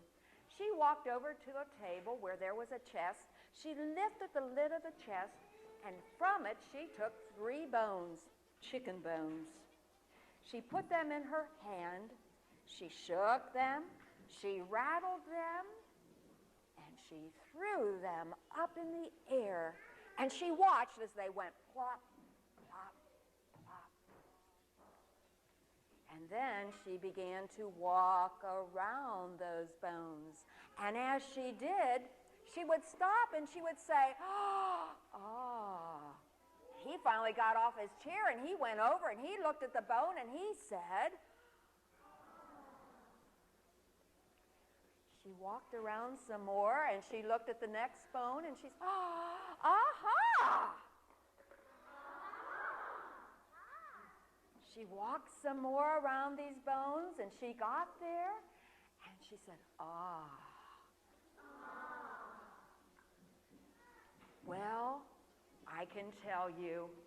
And he looked at her, and he said, yes, what is it? What's it going to be? And she said, it will either be a girl or a boy. He said, oh, wise old woman, thank you so much. And out the door he ran, and he went to his home, and he went to his wife, and he said, guess what? The wise old woman told me it'd be a girl or a boy. Oh, husband, I didn't know that's what you meant. Well, the time went on, and as it went on, she finally had the baby. And he walked in and he said, oh, this daughter is so beautiful. What will we name her? And his wife said, I haven't been able to think of a beautiful name for our small child ever since I knew we would have a baby. And she said, I don't know. He said, but I know how we can find out. He went over to the bedstead. He picked up the mattress. He took out the coin, stuck it in his pocket. He said goodbye. He went out the door, down the road, into the valley to the old wise woman's house, and there he knocked on the door. She answered it, and when she saw who it was, she says, oh, it's you. What can I do for you? He said, oh, wise old woman, you were right. My wife had a girl, but wise old woman, we have another problem. She said, in that case, come on in. And so he went on in. She put him down on the chair. She stuck her hand out. He took the coin from his pocket. He stuck it in her hand. She put it in her pocket, and she said, now, what is it that you want to know? He said, wise old woman, we don't know what to name our beautiful daughter. She says, oh, I can help you. And she walked back to that table where the chest was, opened up the lid, took out those 3 bones, chicken bones, and she shook them. She rattled them. She threw them in the air, and she watched them go plop, plop, plop. And once again, she began to walk around them and circle them. This time, instead of sitting on the chair, he got up and he walked around the chair too. And she said, ah, he said, he said, ah. "Come here, old man. Give me your hands." And with that, she took both of his hands and put them up to her mouth, and she whispered something in those hands. She took the hands, she clasped them together, and she said, "Wise old man, for that is what you are, for you came to me with your problem." She said, "When you get home, open up your hands and your daughter's name will be there." "Oh, thank you, wise old woman, thank you so much." And out he ran from her house, down through the village into the valley, up the path, and unseeingly he tripped. Now, you all know what happens when you trip. You don't? If you're holding something together like your hands, what are you going to do? What? You're going to pull them open, and you're going to try to break your fall. And that's what he did. And when he realized it, when he was on all fours on that dusty, dirty road, he thought to himself, "Oh dear, I've lost it. I've lost it. Oh, I've lost it." And he began to search for that name that wise old woman gave him. And there were people working in the fields. They came over, and he said, "I lost it." They said, "Well, what?" He said, "My daughter's name. I've lost it. I've lost it." And they began to help him. They looked under blades of grass. They looked under rocks and stones. They looked under everything. And finally they said, "Old man, we can't help you. We have to work in the fields." And off they went. And while he was still bemoaning the fact that he lost his daughter's name, an old woman with a basket over her arm came walking down that same road. And she looked at him and she says, "What is the matter?" He said, "I've lost my daughter's name." "Oh," she said, "and what was it on?" And he said, "Well, the wise old woman whispered the name onto my hands and then clasped them, and then I tripped and fell and my hands flew open and I've lost it." And she looked at him and she said, "Nonsense, utter nonsense." He jumped up, he said, "Thank you," and he ran the rest of the way home. And from that day to this day, his daughter has been known as Nonsense, utter nonsense. Now, will you go home and find out what your name means? Will you find out if you were named for a special person? And you adults, you better know what your name means too, because in another person's language it might mean nonsense, utter nonsense. Did you like that story? Good. Are you ready to move around a little bit or to help me tell a story? All right, for you that have ears that are very sensitive, we're going to do another traditional story. And I'm going to divide my children up here into this group. Everyone on that side will have something to say. This group, that's 5 of you, you will have something to say. This group, you will have something to say. And my 2 adults over here, you don't mind, do you? Thank you. Now, if there is anyone in the audience who wants to do any of these sounds, feel free. Help out the sounds that are kind of weak and have fun. Do any of you live in the country? Are any of you rural people? Oh, we got one hand up here. Are there any rural people?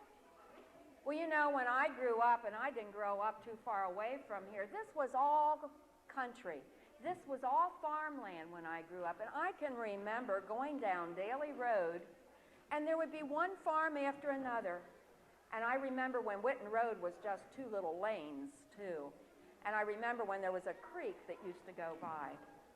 But you see, I lived in a small town. And when I moved from that small town, I moved right up the hill to a place called Green Hills. And I lived in Green Hills for about 7 years on Andover. And then I moved to the country. And do you know, I still live in my place on the country. And do you know why I moved to the country? Can any of you adults take a notion as to why I moved to the country? You look like you would love to move to the country, sir. No? Yes. Why do you think I wanted to move to the country? Do you like to go into Whitten Woods and walk the trails? Why? It's quiet. Thank you. That was the very answer I was looking for. It's very quiet. And I still live in the country, and you know there's only two sounds I hear. One is when I can't sleep at night, and there's somebody that doesn't have a muffler on their car, and I can hear it going up the hill. And the other sound I can hear, and it's very, very seldom, is the sound of the fire department. Other than that, I don't hear anything. And you know what? It's nice. You mothers, come out anytime. We'll put the children into the creek and you can get a lot of quiet time. But now I'm going to tell you about a woman who was just like me and moved to the country because she wanted quiet. The problem was that when she went onto her porch to sit down, do you know what happened? Her rocking chair had a creak in it. And as she rocked back and forth, back and forth, back and forth, that rocking chair had a little voice that it began to say. And it went creak, creak, creak, creak, creak. Could you four do that sound? Creak, creak, creak, creak. They're not very loud. Could some of you adults help them, please? Creak, creak, creak. It sounds great. You should hear yourselves. Very good. Well, she went in the house and she said, oh my goodness, I'm hearing noise in that rocking chair and I don't have any oil. I don't know what to do to make it stop creaking, to make the noise. I want quiet. I need quiet. And so she decided to go into her house, and there she made a kettle of water. Now, do we have kettles anymore that sit on the stoves? Anybody here? Yes. Do you children know what a kettle is? A tea kettle? Good. Now with microwave, we just stick things in there, don't we? All right. Well, this kettle had a whistle to it. And when the water was boiling, can I have some help from you, please? Would you go and give me a whistle sound? Oh, great. Try it again. Marvelous, marvelous. Oh, that was even better. They even helped out more. Well, that night, she decided to go to bed in her nice, quiet room. And you know what happened, don't you? A storm came, and it began to blow a limb over her tin roof. And that went screech, screech, screech, screech, screech. And she thought, oh, I can't sleep. And if I put the kettle on, the whistle will make me. And if I go sit outside, the rocking chair will go creak, creak, creak, creak, creak, creak. I want quiet. Well, she didn't have as much quiet as she wanted. And finally, it got so bad for her that she began to get edgy and nervous. And she began to scream out, what will I do? What will I do? And she walked down the hill screaming, what will I do? It's so noisy where I live. Do you know what happened? A man stopped her and asked her what the problem was. She told him, and he said, there was a judge. And the judge was very, very, very, very smart, and he bet the judge could help her. So she went on down to see the judge. And do you know what the judge told her she should do? He said that she should go and get herself a cat. Well, she did. The problem was she didn't want to keep a cat because, you know, what sound do cats make? Meow, meow. Come on, everybody. Meow, meow. Very good. Not only that, but that cat didn't want to go with her. And you know what he did? He began to scratch her. Oh, my goodness. she didn't want to let him loose because that's what the judge said. She should get a cat. Well, she had a ribbon on her head, so she tied that ribbon around that cat's neck, and then she used it as a leash, and she went on with that cat. She got up to her house, sat in the rocking chair, and of course the rocking chair went creak, creak, creak, creak, creak. Oh, she couldn't do that because the cat, will you children do the cat sound? Meow, meow, meow. Oh, she said, I better go get some tea to study my nerves. So she went in. Of course, you know what happened there. Oh, she said, I think I'll go to bed. I'm getting a headache. So she went to bed, and of course, the wind started to blow that same limb across her little tin roof, and it went screech, screech. Oh, she said, I can't stand this. There was the cat going. Oh, so she ran down that road. She ran back to the judge. She says, it's not working, Your Honor. He said, well, then what I'd like you to do is go get a dog. A dog? A dog. So she went to a farmer, and she said, do you have any extra dogs you could just lend me for a few days? The judge requires me to get one so I can get over these sounds that I'm hearing. And so she got the dog. Now, y'all know the sound dogs makes, right? You can do anything you want to do. Urf, urf, woof, woof, wah, wah, wah, wah, wah. You can do it any way you want to. Let's hear it. Well, she got that dog home, and you know what happened. You children down here are the cat. Let's hear you. And that dog, you in the audience are the dog. Meow, meow, meow. Well, it was worse than ever. It was worse than ever. So she went running down that hill again. She went back to that judge. She says, Your Honor, I know you're a wise, wise man, but right now I am not very happy with what you told me to do.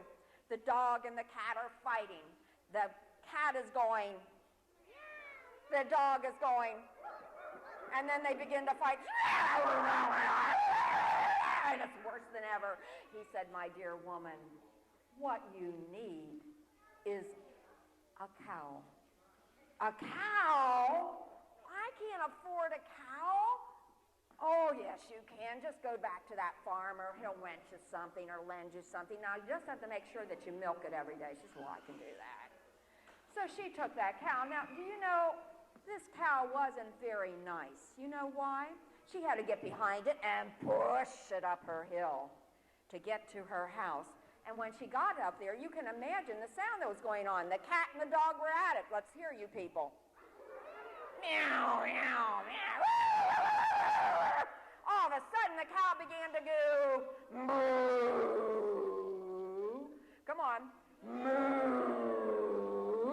Moo. And in the meantime, I need you to break down into three voices. I need an angry dog, a hysterical cat, and a cow that doesn't know what's going on. Are you ready? Here we go. Ooh, you're good. You're good. You're so good that she just decided, ran down the hill. She was getting awfully nervous. She ran to the judge and she said, Judge, Your Honor, this is not working. Look at me. I'm a basket case. Now, please tell me, how do I get quiet, quiet, quiet, quiet? He said, what you need to do now, you're sure that the cat and the dog don't get along? She said, oh, yes, I'm so sure. They're up there right now going, and then the cow is up there going, moo. He said, well, old lady, I think it's time now. She said, time for what? Look at me. I don't know what to do. I can't even talk. I'm ready to pull my hair out. It's so noisy on my hill. He says, lady, take it easy. Now, I want you to go back up to your home, and I want you to take the cow back to its owner. And so she did. And when she was up there, you can imagine the wind started blowing as soon as she walked into her house, and it began to go screech, screech. There was that limb.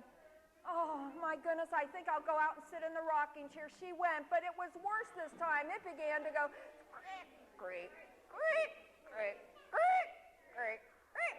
Oh, I can't take this. The wind stopped blowing. I'm going to go back in. I'm going to make me some tea. She put on her kettle, and it began to, out in the yard, the cat found the dog again. We began to go, and the dog began to go, come on, you can help me out. And then all of a sudden that cow, oh my goodness, my goodness, my goodness. So she took the cow back. She took the cow back. But she didn't understand why was she taking the cow back was the cat and the dog that was causing all the problems. So what she did was she went back to the judge and said, all right, I've taken the cow back. But the cat and the dog are my culprits up there. They're the ones making all the noise. He said, now, you're ready. She said, I'm ready. What am I ready for? The paddy wagon? Hurry. I don't need noise. And so he sent her back up to her house, and there she took the dog. And she had to grab that dog by the nape of its neck to move it away from that cat. And all the while, can you give me a growly sound like a dog would make? And the cat was there going, meow, meow. And she got that dog away from that cat, and she raced down that hill as fast as she could, holding that dog. Well, I don't know where she held that dog. That dog was not a big dog, but she managed to give it back to the farmer. She went to the judge. She says, all right, now I'm still going to go back up to that hill, and that cat's still up there. He says, now, lady, what I want you to do is when you go back up there, I want you to get rid of that cat. Oh, with pleasure, Your Honor, with pleasure. And she ran as fast as she could to get that cat. And, of course, that cat wasn't very cooperative. That cat was going, can you hiss like a cat? And she said, here, kitty, kitty, kitty, kitty. And that cat would just go, and it arched its back, and it put its tail up, and it's put its ears up, and it's kind of spit at her. Did you ever have a cat that spit at you? Neither did I. But I bet this cat would have spit at her. Anyway, she finally got that little ribbon around that cat's neck when she gave it some food. And she pulled that cat down that hill, and all the way, that cat is going, meow, meow. Come on, you can all do it like an angry cat. Meow, meow, meow, meow, meow. She got rid of the cat back to the farmer.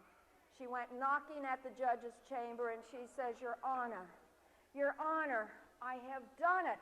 I have done it. Now tell me, what else do I need to do? And he says, nothing. She said, nothing?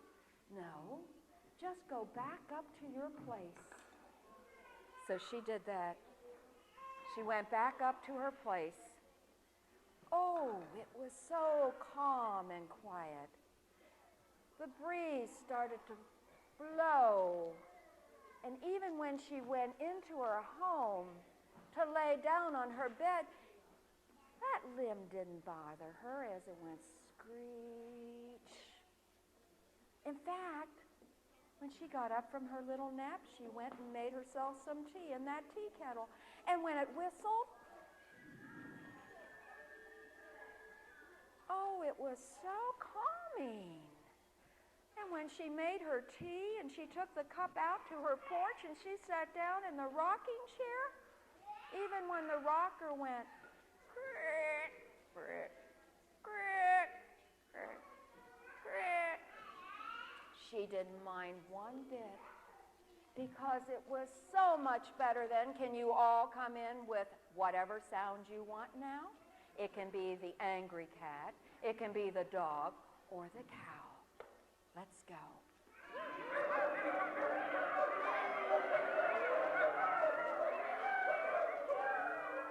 And when she thought what it was like, she was a very happy woman, even with those sounds.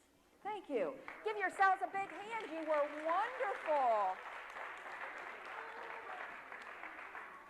All right, now you've been sitting for a long time. So what I'm going to have you do, before some of you were stomping your feet, I'm going to tell you a story, but I need you to sing. And I'm going to need some people to help me tell this story. Okay, you two are right in the front. And I need, how about you coming up here? Okay, you want to come up here, darling? All right, now, why don't you all move around here, right over here. Hi, you want to sit down here? Thank you. Thank you. Would you like to sit down here? Thank you. All right, now, for the rest of the audience, you got to help sing. Do do do do do do do do do do do do do do do. Can you all do that? Let's try that. Do do do do do do do do do do do do do do. You all know that, right? And if I make this signal, can you do it faster? Do do do do do do do do do do do do do do do. You won't get that far though. Okay. Now, what we're going to do, I also need my little boy here, whose name is William. He's going to say, "Oh, Granny, I'm so tired. I think I'll go to bed." William, can you say that? Oh, Granny, I'm tired. I want to go to bed. Thank you. Now, Granny, you come over here. Granny's going to ask William to do all these wonderful things, but she knows that she's not going to get any help from William. Do you know why? Because now, William, we're going to increase your age a little bit. William is now 10 years old, and do you know, he hasn't changed his clothes in 6 years. William, that means, well, you got oversize on you today, dear, but if you lived up in the mountain area, do you know where the sleeves of your shirt would have been? Right up there. Do you know where the legs of your trouser would have been? Just about where they are now. And do you know how smelly and dirty that outfit would have been? Ooh. Yes. And now, once upon a time, there was a woman by the name of Granny, and she lived with her grandson, William. And Granny knew that William was the laziest little boy she had ever seen, because every time Granny would ask William to, anything you want him to do, sweep the floor. Sweep the floor. William. William. William would say, Granny, I'm so tired, I want to go to sleep. Granny, I'm so tired. I want to go to sleep. Oh, William, she said, you're always telling me that. And you know William would give out a big yawn. And do you know he would go over, sit by the hearth, and promptly fall asleep. And there was Granny. She'd have to sweep. Pretend, Granny. And then when she would finish sweeping, she'd have to go out and get the wood for her stove. Then she'd have to do the planting or harvesting or whatever one did with the crops. And then she'd have to get the eggs and then milk the cow and do all these wonderful things. And when she'd come in, she'd start clunking all the pots and pans on the stove after she got the fire going. And you know what? As soon as the food was made, guess who smelled it? William. And William would get up and say, oh, Granny, it smells so good. And she says, all right, William. And he would sit down at the table, and he would eat everything all up. And then she would say, William, do the dishes. Would you do the dishes? And William would say, oh, Granny, I'm so tired. I want to go to bed. I want to go to bed. You what? You what? I want to go to bed. I want to go to bed. You just woke up. You just woke up. Now I want you to do the dishes. Now I want you to do the dishes. No. I want to go to bed. I want to go to bed. Well, in that case, William, she said, I'm not going to feed you anymore. So William went over to the fireplace by the hearth, and he sat down and promptly began to snore. Are you good at snoring?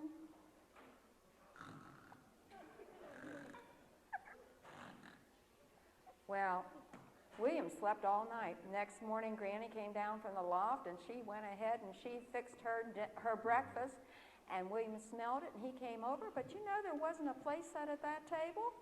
And he said, where's my food, Granny? Where's my food, Granny? Not until you work, William. Not till you work, William. Oh, I don't know, thought William. And Granny said, do some work.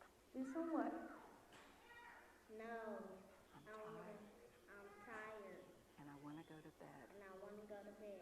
She said, in that case, William, I'm not going to put up with this anymore, William. Now, either you go out and you get me wood, or I am going to... And William wouldn't let her do anything. He just said, I'm tired, Granny, and I want to go to bed. I'm tired, Granny, and I want to go to bed. And I'm tired, Granny. And finally, Granny went and got that broom, and you know what she did? She began to sweep. She swept as fast as she could, and there was William. He was sound asleep, too. Did she stop at William? She went and got William. She swept him right out to the front porch. William didn't wake up. She swept him right down on the ground. William didn't wake up. She swept him right over to the hill. And you know what William did? He had a free ride, just rolling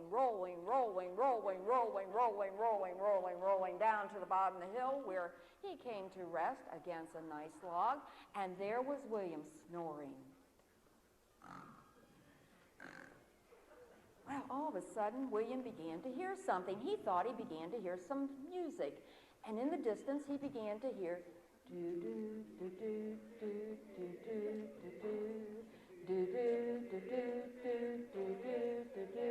Now, you're all invited to stand up if you'd like, because you can move around. All right? Here you go. Well, William woke up. Not only did he wake up, he got energized. He began to dance around. Well, William, how are you? There was an old man in front of William, and he had a mouth organ. That's a harmonica. He had a mouth organ. He said, oh, William, how nice to meet you here. Oh, son, I love your shirt. Would you trade me for that shirt? I've never seen a shirt like that before. Well, I think it would look pretty good on me. And William thought about it for a moment, and he said, what do you got to trade? What do you got to trade? Well, I got my mouth organ. Would you like that? Yes. No. You wouldn't? Oh, William, I sure like your shirt. Well, I'll tell you what I'll do. William, let me do something with this mouth organ. And so the old man did. He said, now, William, take the mouth organ, and I can promise you it'll keep you out of jail. It'll always give you enough food. And I'll tell you, William, it'll make, well, now, I'm not going to tell you the third thing it'll do for you, William. But, William, will you please take it so I can get your shirt? And William said, Yes. okay, William. And so William took that mouth organ. And the old man thanked him, and he went on down the road. And there was William. He was putting this mouth organ up to his mouth, the harmonica. And he began to play. But the only song it would play was, do-do-do-do-do. Now, there was an old woman walking down the road, and she had a basket of groceries on her head. You know how people used to carry food, right? Mm-hmm. And all of a sudden, there was William's song kind of wafting over the airwaves, and she began to hear it. Do-do. And she began to dance. William saw her dancing, and so he began to make it go faster. Do-do-do-do-do-do-do-do. Go real fast. Jump up and down. Well, you can imagine what was happening to that food. It was popping out all over the place, and there was William. He was playing that mouth organ, and he was rushing over, and he was pulling up all this food, and he was sticking it wherever he could stick it. I don't know where he was sticking it, but he was taking it, he was grabbing it, he was putting it in his mouth, he was eating, he was chewing, he was playing, he was blowing out crumbs, he was doing everything. And this woman kept dancing. Every time that music played, the woman would start dancing. And William finally played it so fast that she lost every bit of food that was up in her head, which was on her head. And finally she said, please, please stop the music. And he did, and she collapsed on the ground. Just sit down. And she was all out of breath, and she said, that's my food. That's my food that you're taking. And William said, not anymore, because I'm hungry. Because I'm hungry. And I'm going to eat it. And I'm going to eat it. And William did that. And this poor woman, her legs were so rubbery from all that dancing, she couldn't do anything except holler, help feet. Help B. Ha, louder. B. Now, there just happened to be coming down the road. What happened to everybody? There would happen to be a man coming down the road, except we're going to make you a make-believe man. And he had a cart. And he stopped and he looked at that woman. He said, "What's the matter?" What's the matter? He took my food. He took my food. William said, "No, I didn't. No, I didn't. She danced it away." He danced it away. Oh. And you know, this man looked at that woman and he said, "I'm going to get a rope and I'm taking him to jail." I'll get a rope and take him to jail. "You'll get a rope and take him to jail," said the little lady. "Oh, that's wonderful, but get my food first." And you know what William did, don't you? He put that mouth organ up to his mouth, and guess what song it played? Do-do-do-do. Well, he played it real fast. The old lady got off the ground. This man started dancing around. Anybody else want to dance?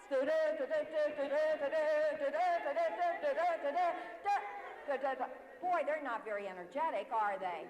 Well, I'll tell you, they were playing so fast that the rope even caught the rhythm and began to twirl up out of that truck and snake on over to the man and the woman, and it began to curl up around him. Come on, everybody sing.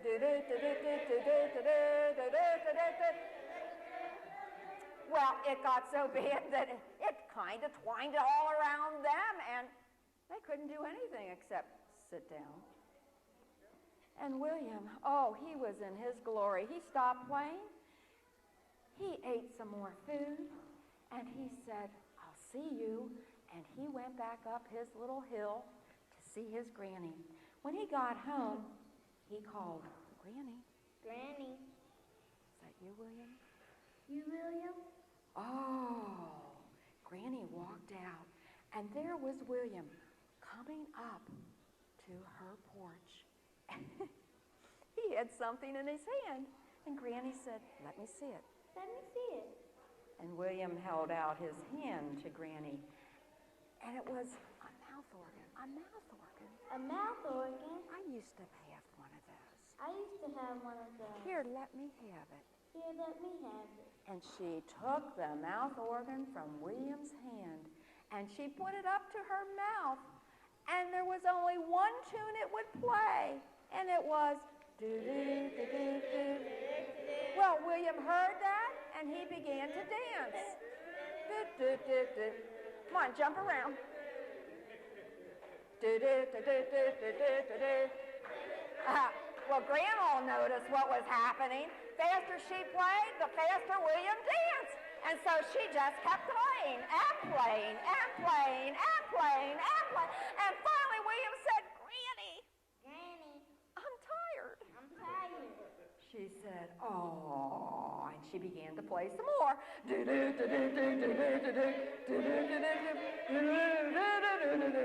And William said, "Granny, please. Granny, please. I'm so tired." I'm so tired. She said, "All right, William." And William just collapsed to sit down, the ground. And Granny looked at William, and she looked at that mouth organ, and from around her neck, she took a key. She went over to a chest in her house.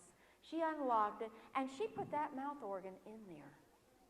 She closed the chest, locked it up, and put that key right around her neck, and then she went out to William. And she said, "William, I have an idea that from now on, when I ask you to do something, you're going to do it." And William looked at Granny, and he said, "Yes, ma'am." Yes, ma'am. And from that day on, you know, Granny had no problem with William at all. She never did hear him say, "Oh, Granny, I'm so tired, I want to go to bed." Oh, Granny, So tired, want to go to bed. Anytime that Granny asked to have him do something, never once did she. But those reluctant times that we all have, Granny would just take that ribbon with that key on it, begin to swing it, and you know, William didn't need any other reminder. And that's the story of Lazy William. And I need to know who my stars are. What is your real name, William? Darren. Darren, thank you so much. Now, what I forgot to tell my audience is, once people come and help me, they take on the character that I give them. But once they go back, Darren is not Lazy William anymore. So I don't want to hear anybody calling him Lazy William. This is Darren. Darren, you were wonderful. Can we give him a big hand? Thank you. And you are? Camille. This is Camille. Didn't she play a good tune on that mouth organ? Thank you. Come here, old woman. Now, you're really not old, are you? How old are you? 8 8 and a half. 8 and a half. I knew she wasn't old. Old people don't tell their ages. Did you know that? Not until they get real old and they get proud of it. Well, what is your name? Amanda. Amanda, you did a terrific job, but I'd like to see you jiggle around the next time we do the story. Will you do that? You were wonderful. Give Amanda a big hand. Now, we know you're not a fella, right? Mm-hmm. How do we know? Well, you got purple in your hair. Mm-hmm. What is your name? Sarah. Ah, Sarah. Thank you. You didn't mind being a man for a little bit, did you? No? No. Okay, good. Let's give Sarah a big hand. Let's give all of you a big hand. Okay, thank you. Well, I think we have time for one more story, and I'll make it a quiet story.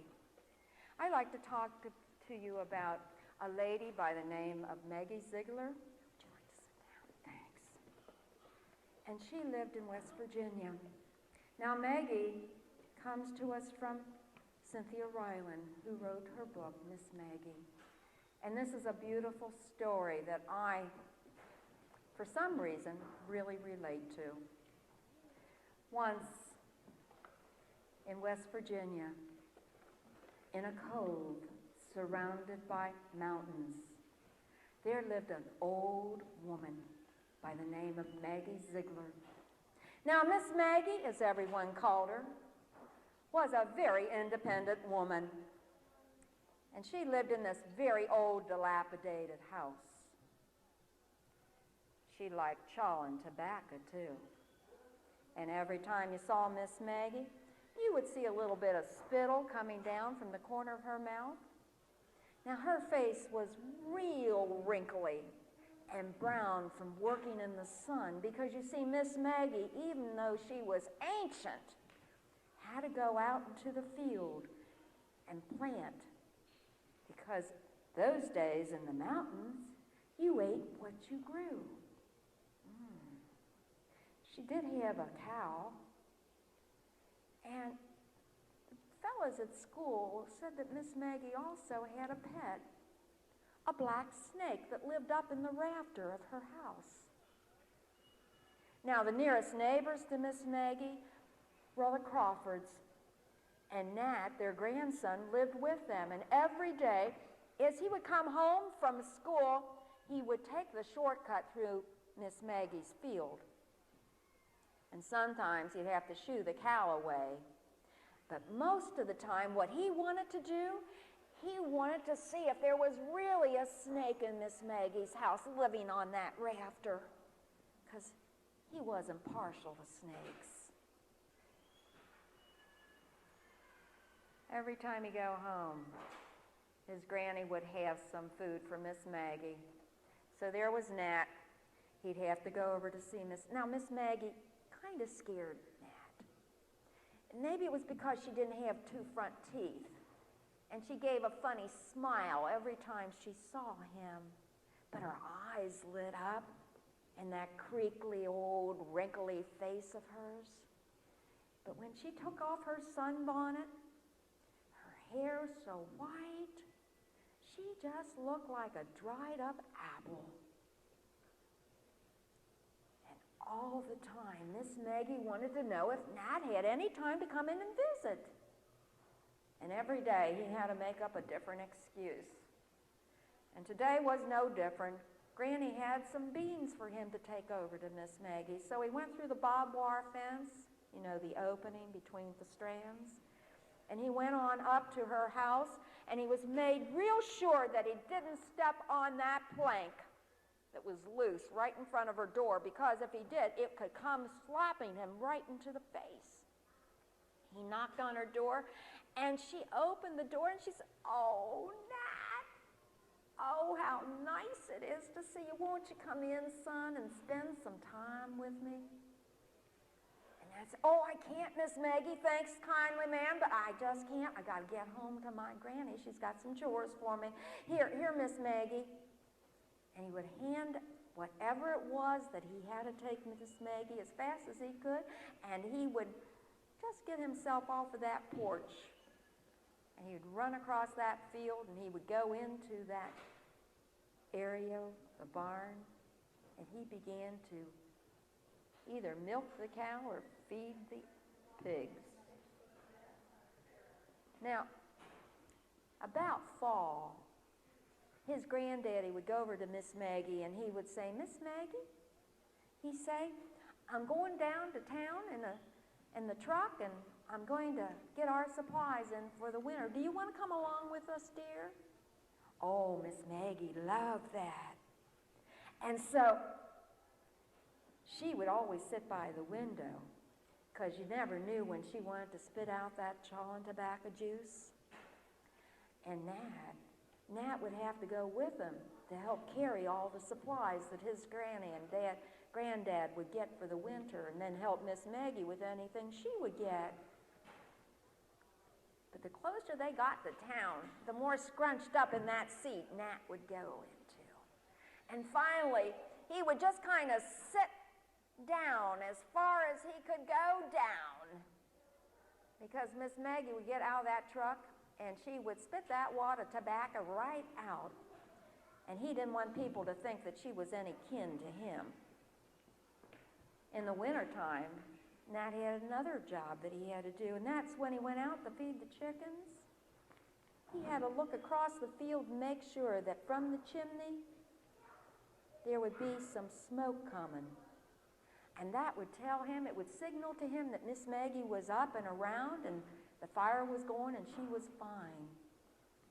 But even in the winter, when he had to take those food, he would just get away with some excuse as fast as he could, because he wasn't sure if there was a snake in her house or not. But beside that, Miss Maggie was so old and dried up. One time, it was right around Christmas time, Nat went out on this white, ice-covered snow, and as it kind of broke under his feet-fall, he looked over to Miss Maggie's chimney. He didn't see any smoke. And so he put down the bucket of feed, and he went crunching across that snow through the space in the barbed wire, went over to her house, and he knocked on that door, but there was no answer. And so he walked around to the window that he used to watch to see if there was a snake. He put his hands up, but you know, that window was so encrusted with ice that even though he took his fingernails and tried to get the ice away, he couldn't, because inside was ice covered too. And as he moved away from that window, his heart kind of leaped into his throat, because a house has to be without fire for a long time, not to have the windows cleared. And so he didn't know if he should go get his granddad or if he should see if Miss Maggie was all right.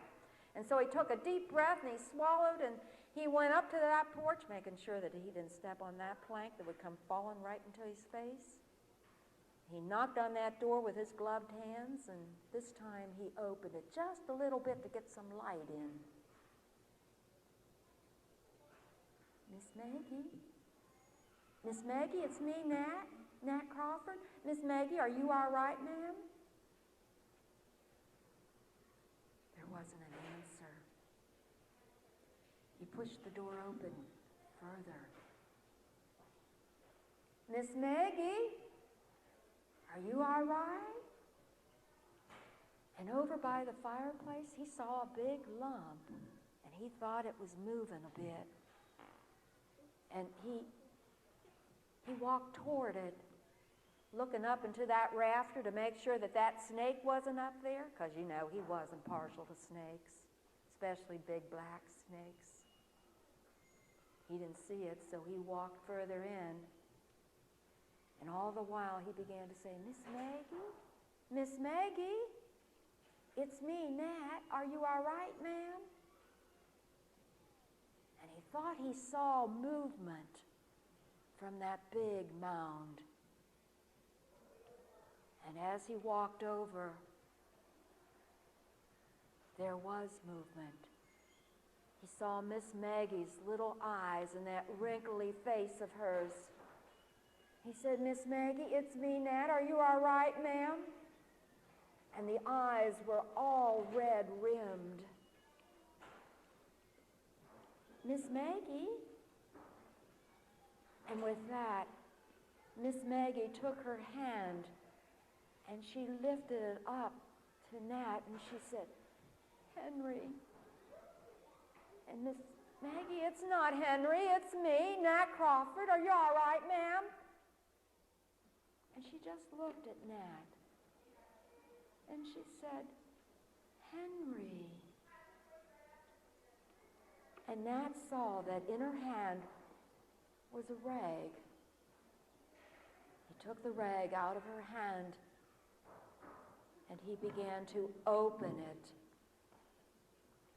And there was a little house wren, a tiny little bird.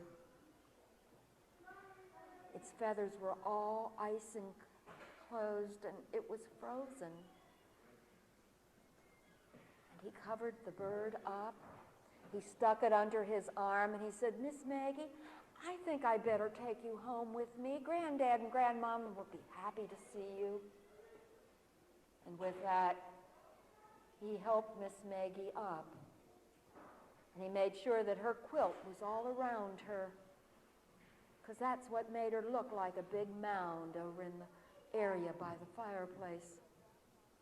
And as they walked out the door, he looked at the shortcut, but he wasn't sure that Miss Maggie could get between the two spaces of the barbed wire.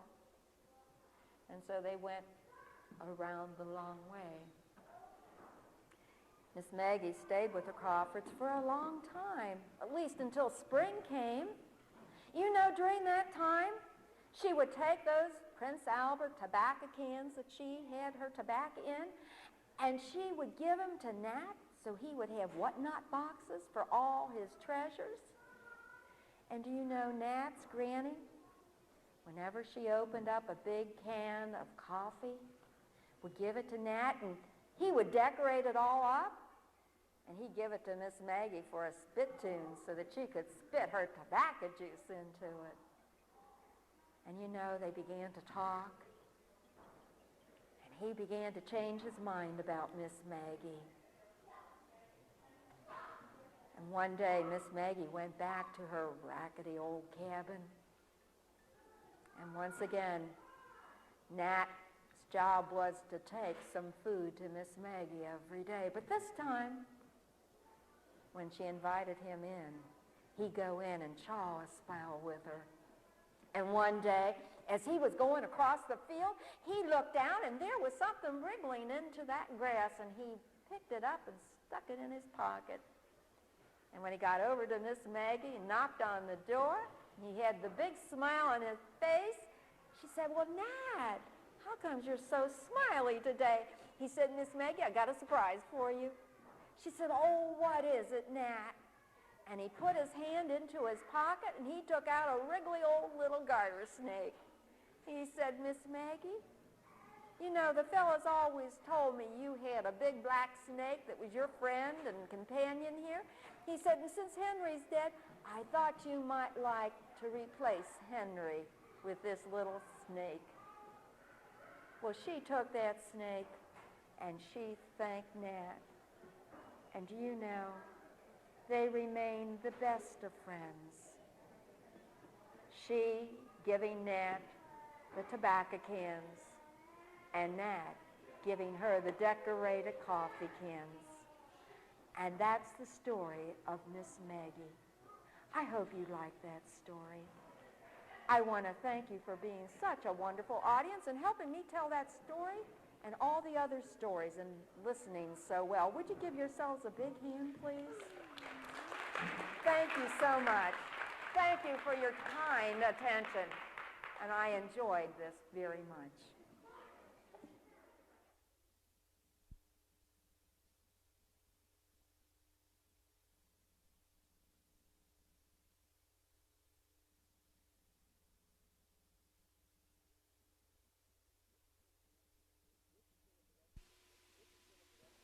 This has been a production of Waycross Community Television, the access partnership of Forest Park, Green Hills, and Springfield Township with Warner Cable.